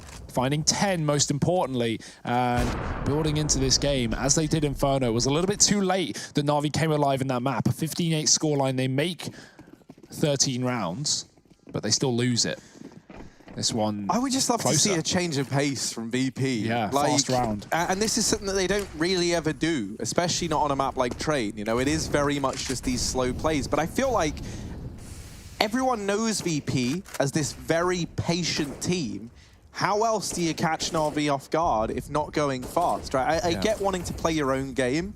I get having faith in your system. But right now, that system isn't giving you the same results it was in that first half.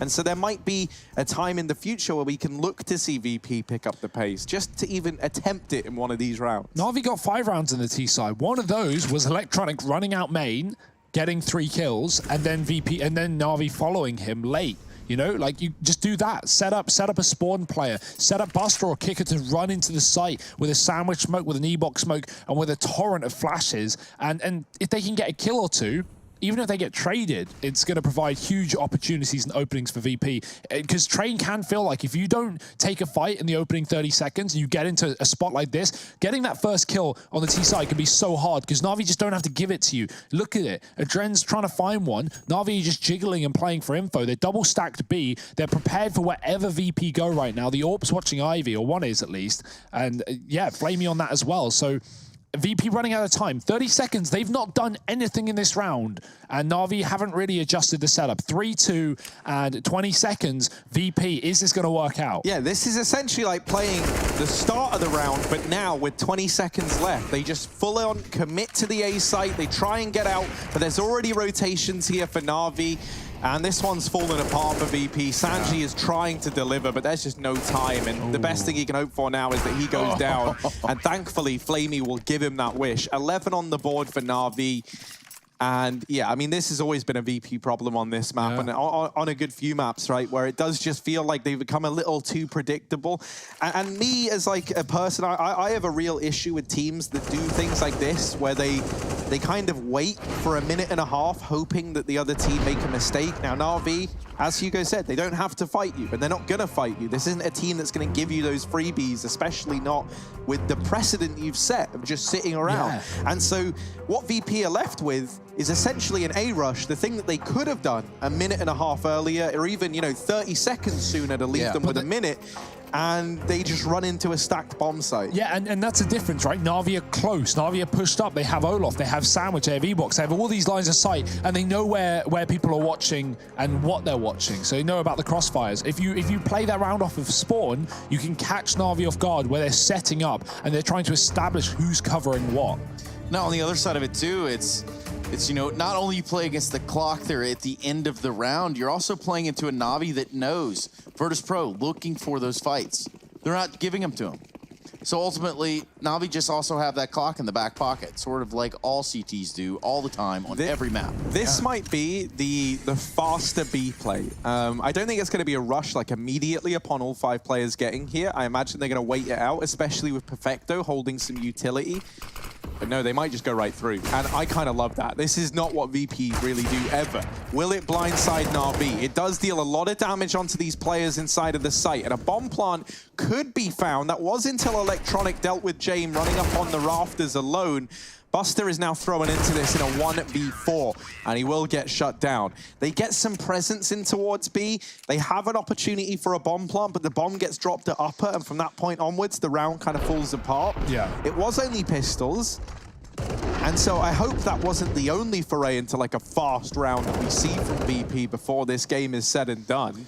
Na'Vi are playing very passive on Ivy, where they're kind of just letting the Ivy lane go unaccounted for and watching it from the site or CT. VP, if they realize that, it would be a good round to try and, you know, get a heavy Ivy take, put a player at the top that can watch pop and leave them there and try and split A with that. You know, it's at least a way of going for this A site without necessarily rushing, while also, you know, getting good control. Jame flashed out, but he's going to get blinded, and grenades are landing in his face. 12-12 is this key swing round that will put Na'Vi back in the lead. It's been a long time since that point.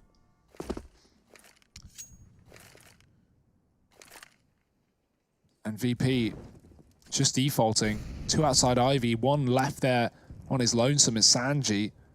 Players holding B and players above Pop. And LeBron James not able to find his way into a fight here. And on that 30 HP, really he's going to be starting at a deficit no matter where he goes. Boomich, he's going towards T-Con, and the fight's going to be given to him easy peasy. Buster was not expecting for Boomich to get in his face. And now what do you even do? VP have been smoked out of their own T-Con. They've been cut out of the one position that should be theirs. And Na'Vi with 40 seconds with a man advantage. VP are going to flash through this. And if they do, the bomb's going first. This could be a home delivery for Na'Vi. They're not even flashing either. They're just going dry, and Adren's going to go straight down, giving that bomb over. Na'Vi have the info. They can fully rotate outer now. They're even going to push the box halls at the same time. Key entry from Jame, wall banging Electronic. I don't even know if it's going to be enough, though. The time is low. Simple knows it. Close to the P250. Bomb dropped again. Jame looking for the trade. He can't find it. Simple only needs his sidearm, and Sanji on the wrap round is going to have no impact in this round. It's Na'Vi up to 13. They bottled it, lads. Yeah, this was 11-5 for VP at one point in time, and they really needed to be riding on the momentum of that, and they have just grinded to a rather jarring halt here on the T side. You can see that they're just out of ideas. These slow rounds are not working. That one fast play in towards B didn't really look any better. And I think for VP, the scary thing now is you've let Na'Vi warm up. You've let them be comfortable. And it very much feels like Na'Vi are just prepared to wait. You know, like back on Inferno, okay, like Na'Vi were maybe making some mistakes of their own and were maybe giving in to some of this slow style of play. And kind of handing advantages over. But here and now, they feel so comfortable. They know what's coming before it's even come through for VP. Electronic could get caught out in this round. There is Jame, or Buster rather, hidden on the other side of this smoke. And that does lead to Boomich getting dealt with. Electronic comes in with the big trade. Simple in the sight, bested by the Deeg. And Jame will remove another. A 1v2 here for the man who usually dons the AWP on the VP side. Now he's got to get it done with the Tech 9. Yeah, the Tech Nina, not the friendliest weapon in the arsenal. Jame is going to change his mind. That bomb still being down creates an impossible scenario here. So while it is Jame time currently, he is not saving, doesn't have anything to save. But there it is. There's the op. And now Jame time could become a reality. Yeah, I mean, that's the issue. Look at Perfecto. He's on the bomb. He's literally sitting on it. There's nothing Jame can do about that. He's got no util. He's got to just predict his position and win the fight. If he gets this one-on-one, this round, it could be his. But no scope, he's just gambling. He's just throwing his money in the lottery, and he's doing it twice. I've lost words. I've lost logic. My VP God. have probably lost this map. Yeah, probably. I think being the key word there. I'm not entirely sure that I'm going to agree with the double no-scope peek. Yeah, yeah, I think like the first one, it's all right, yeah, he kind of blindsided you, didn't really know. I know where he like is. Yeah, but now you know you've got him trapped. You're trying to look cool. Instead, you get schooled. And now VP playing the fool. 12-14 down here after an 11-5 lead over Na'Vi. Yep, but that does leave Jame with the tool. And of course, well, in this big old pool that is Train, or map pool even on top of that, leaving us with Dust 2. All we know is Na'Vi do rule. Mate, the scary thing is that Dust 2, at least in my experiences with VP, plays kind of similar to how their Train does, that, right? Harry. It really does. Close your mouth, Harry. I know that's not what we want to hear, because I was kind of liking that this matchup felt close, and now this is feeling how I thought it would feel, right? With Na'Vi just kind of running the show. VP, come on, boys. You had this game in your hands at one point in time, and I like to think that some of that energy is still there, but well, I'm going to have to wait and see. Another slow round here from Virtus.pro as they spread out, try and take this map control early on. This time, much more active over here towards the B-bomb site. They do get these upper halls, but Boomich going into main. This has been free real estate, and what do you do with free real estate? Well, you take it, obviously, because it's free, and anything that's free, you take, because free things are always good. I don't know about that statement. But in this case, any physical possession you can get given for free, you should take. What if it's Pandora's box, Harry? Take it. Yeah, but then someone's willing to pay top dollar for anything. That is true, actually, yeah. Right now, it's VP who sold their souls to the devil. And, well, this ain't great for them. Probably running out of time in this one. 50 seconds. Smoke flash. That's all they have in this round. Not exactly a pretty picture. That's a pop smoke going down to cover the front side of it. But, oh dear, well, it hits a player. It's not going to really provide much. Boomich was already in this position. VP are hitting B, and that smoke has almost telegraphed that. Na'Vi actually leaving the B site. They've Simple has left because Adren is making a bit of a ruckus out and about in the yard. The bomb is going to be hitting upper. This is a good fake for VP, but they need a kill in the yard. There it is. Adren's got one. That will keep this setup outside. Adren doubling. Sanji dead. Perfecto doesn't know that they dropped from upper, but now he's going to start to hear the footsteps, and he can hear the plant as well. Can he stop it? He has to swing. He has to run. No one's reacting to his footsteps, but Jane comes in late for the trade. VP holding on to the post plant with a man advantage, and Adren is still in the yard. Oh, Jane looking for this spot. Na'Vi likely just going to attempt the save here. 2-on-3, a man down. I like to think Buster there's like, James, yeah, you got my back, right? I can hear him running up on you. James like, yeah, I got it, man. Don't worry. I'll trade you, don't worry, man. Buster dies, James gets the kill, and then he goes, see, I trade you. And it's like, well, Not quite what I meant when I asked if you have my back, but okay. It is still a round for VP. The save comes in for Na'Vi, and this gives over a 13th. Now we get a bit more heat in the server. This is exactly what I wanted to see. VP looking to carry this one on. Heat in the kitchen, bread in the oven, and ultimately the yeast is rising. By that, I'm talking about Virtus.pro. Trying to bring it back up top. The yeast, as we call them, of course. The yeast from the east. The yeast from the east. I love that. Let's get it. Yeah, Let's well, see. They're getting the bread right now. Do get a bit of money off of a round win on the B-bomb site there. VP, have they got any more in them? I like the play. Sending a Dren out into the yard. It's how Na'Vi were picking up the fast rounds. Use Electronic, right? Use him to create a problem, create a distraction inside of the site you're not hitting, or even in the site you're hitting. It doesn't matter. World's your oyster for VP, and Dren's going to flash Buster out. Now we have it again. I love this. This is a change for VP, and it's a positive one at that. Buster has got an entry. The bomb's hitting B. Na'Vi are being faked out again. They know it. They know they're being faked, but they can't deal with Buster. They can't kill the man in the yard, and Perfecto's been found inside of B. VP, another round looking likely. They're going to give it a go. Simple's already come through connector, but he's been smoked off.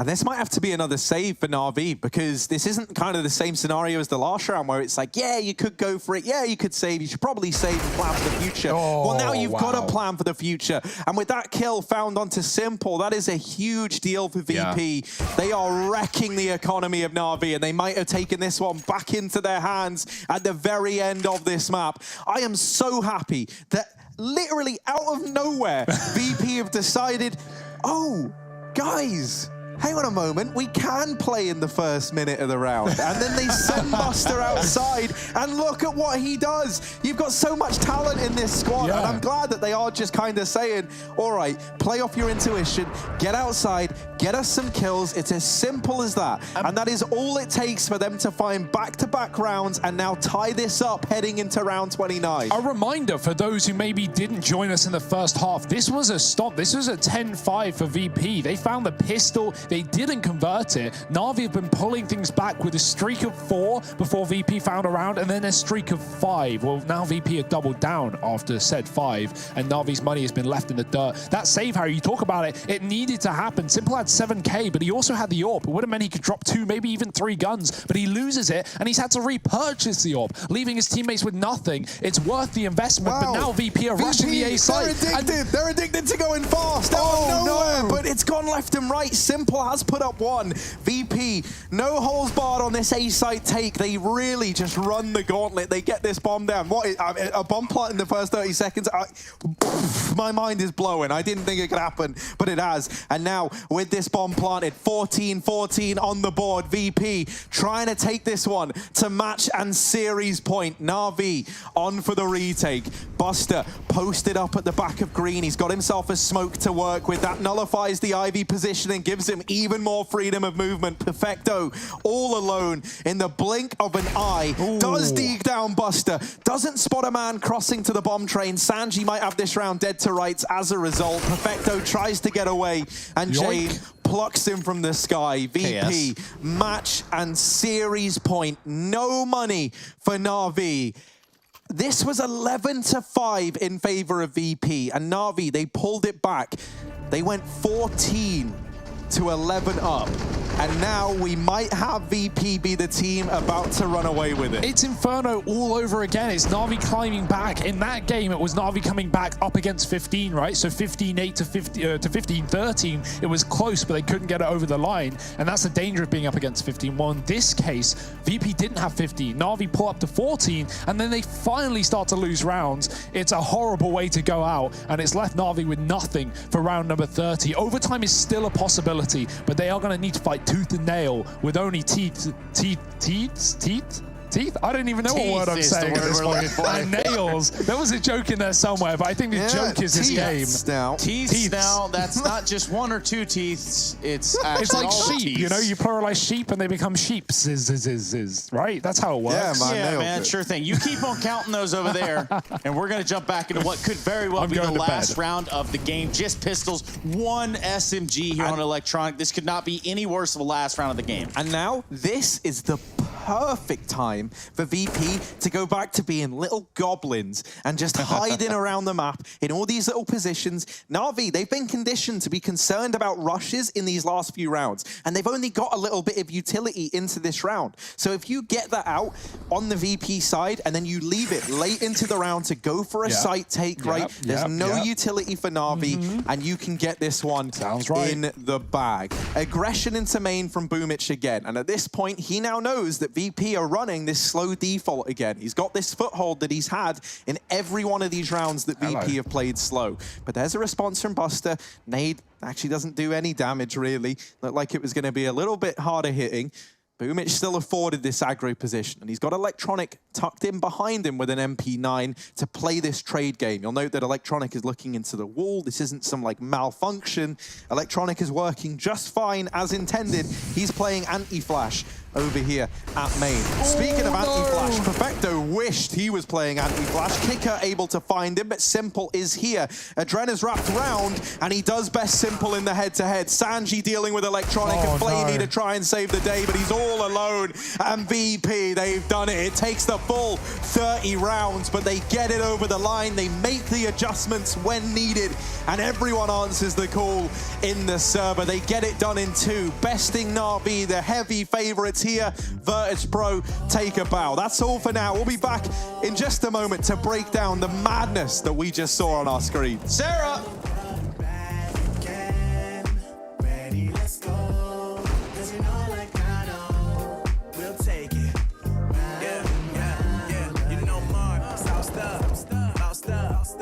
Never let you double cross them. Moving through the city like it's Gotham.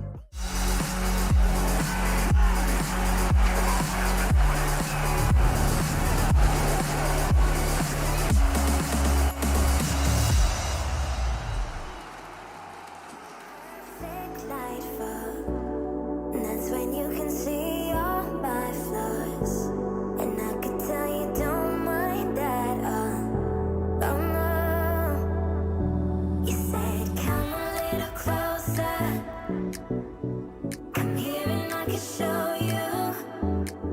So I came a little closer. You said I'll show you how to love you, how to love you.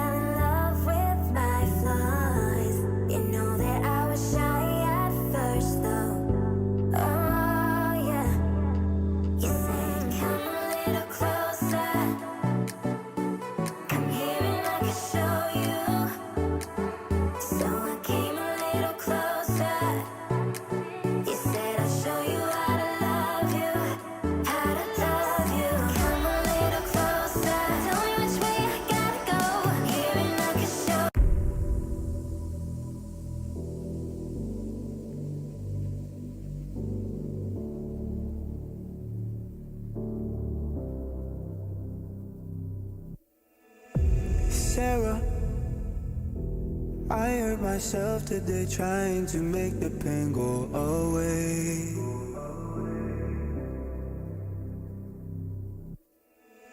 Sarah, I want to fade away, be with the stars in outer space. You come and you go, you take me high, you take me low, but I don't know how to do this on my own anymore. Oh no.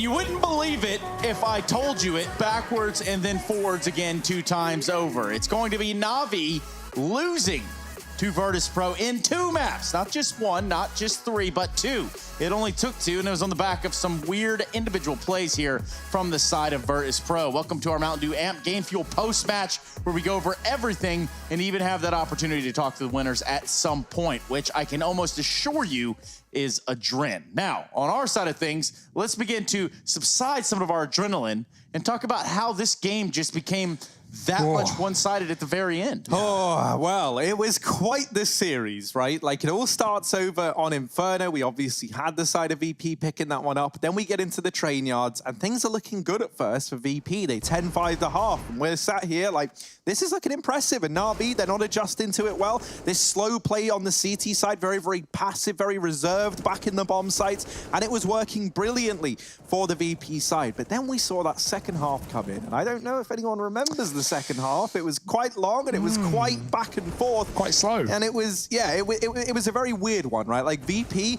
they try and go for their kind of signature passive, slow plays where they really do try and bait all the utility out, and they very much rely on the opponent to start to overface a little bit, you know, try and go for information plays. And Navi just weren't giving them that. And so finally, we get this all-important swing decision where they decide, okay, we're going to fake A with 2 players. We're going to send Adren out. He's just going to barrel out into the site and do what he can.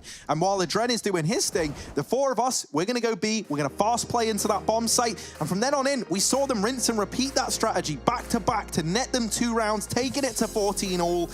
And then they're able to get it done in the long haul. They break Navi's money, and they come out ahead. That was such an important decision and such a key part in the game from VP. Well, let's talk a little bit about how broken Navi is over this. I mean, we don't know, obviously, about their emotions, what's going on outside of the game, but let's just talk about what was broken. What were the core components that just didn't work out today? Yeah, I mean, Simple was fragging, and that's a sad thing, right? He didn't, like, you know, have a monstrous performance where he's like 35 kills deep and losing. He has 18 in that second map. He's still top of the series overall for his team. But I think one thing that was problematic is like, so starts from the rest of the guys. Think about that first game. We always talk about Simple and Electronic as this duo. Electronic was so slow to even begin in the first map. It was Simple and Boomage that were doing the heavy lifting. That was enough to at least make things close and almost pull the comeback. And it's kind of the same story on Train as well. Electronic, he had a resurgence. We know how good he is in that outer yard on the CT side. Really held his own there. But I mean, ultimately, it's less down to the individuals and more down to the decisions. I'd say this game wasn't a matchup of like, oh, you know, this player beat this player and therefore that's why they won. It was specifically the decisions and the rounds in which, like you just well articulated, the VP decided to adjust and change things up against Navi. They catch them out. They finally speed things up on that A site. And like I said, back-to-back rounds to get them to 14. They closed it out off the back of that. They've got to be feeling good. They have to be feeling good. There's one man that is certainly feeling good in this time, and he would be going by the name of Adren. Now, I'm sure he's tired of hearing all this Jame time nonsense, but don't worry. They've saved it today. They have 2-0'd on the side of Navi, and I have to ask you, Adren, when you woke up this morning, when you went to the office, is this what you expected? Oh, of course. Sure. Every time I'm playing, I always expect winning. Yeah, pretty fair. Okay, so let's start it this way, man. And we were kind of talking about it up here during the game. We were talking about it a little bit before we got you on the line. And it's a question about pacing and just what... or I guess better yet, the plan on Train when it came down to, hey, we're going to do this really fast. We're going to do this really slow. And ultimately what ended up working out for you. Can you run us through your plan on Train? Actually, in the beginning, everything worked well for us because everything went as planned. And then after that, I just felt like they don't they don't have much information about us, how we're playing. And they just staying still and don't play like a gamble of playing 4A or something like that. And then we just decided to make some fake calls. So it worked. And the second thing was to slow down our, I don't know, passion to win or something like that. We had too much info, we had too much emotions, and we just took a few timeouts to just calm down.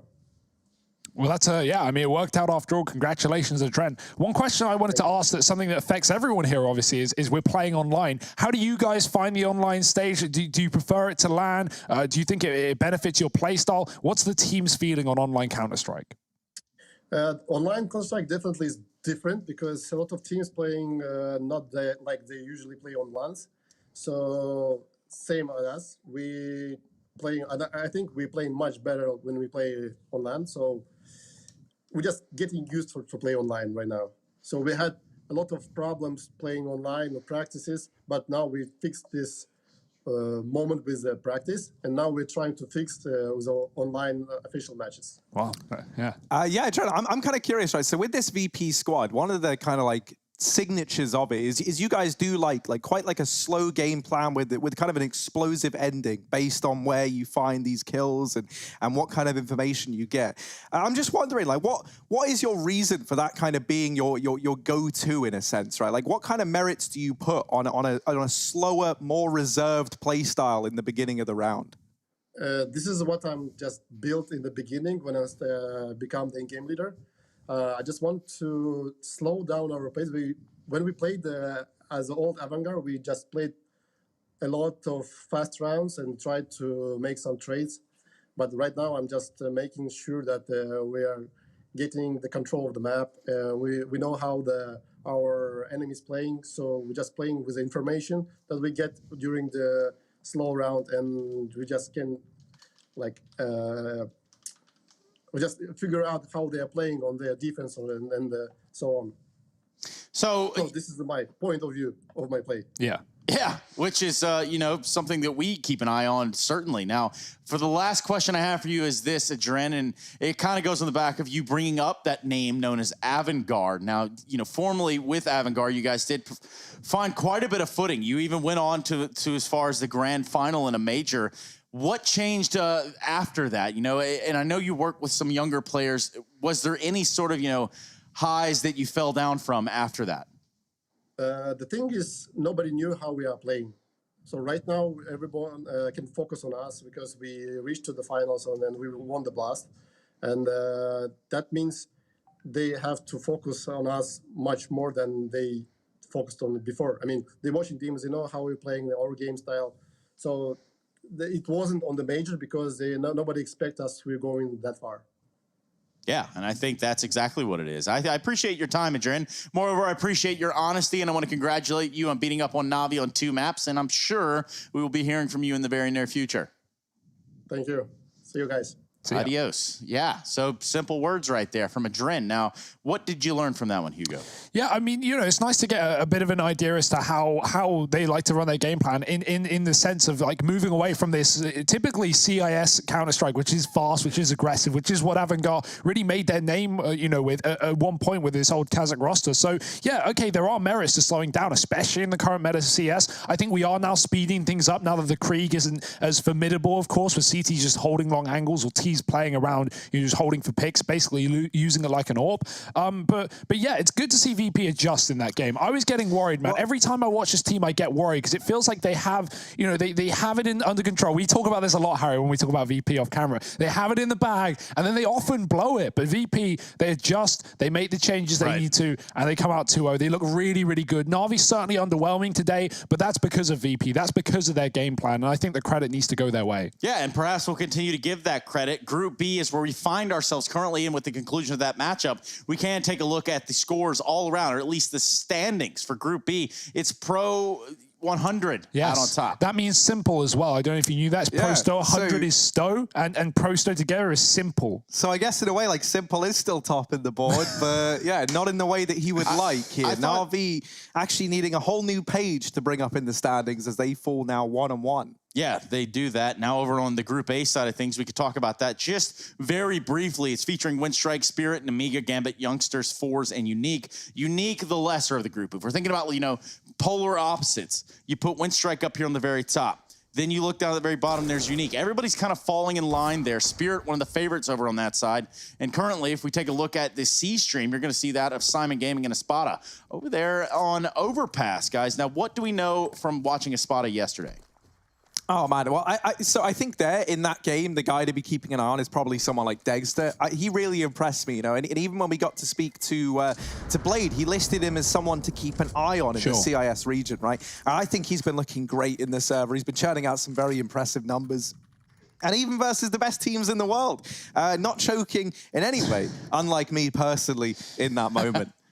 So what we are going to do is start to take a little bit of a break now, because that series went by very fast. It is only right that I tell you what's coming up next. That's going to be Mousesports taking on G2, followed by MIBR and Furia going at it toe-to-toe, blow for blow here at the ESL1 Road to Rio. Up next is that G2 Mousesports game, but make sure that you keep your eyes situated, fixated upon that timer in the bottom of your screen. We will be turning in just a little while. See you, everybody.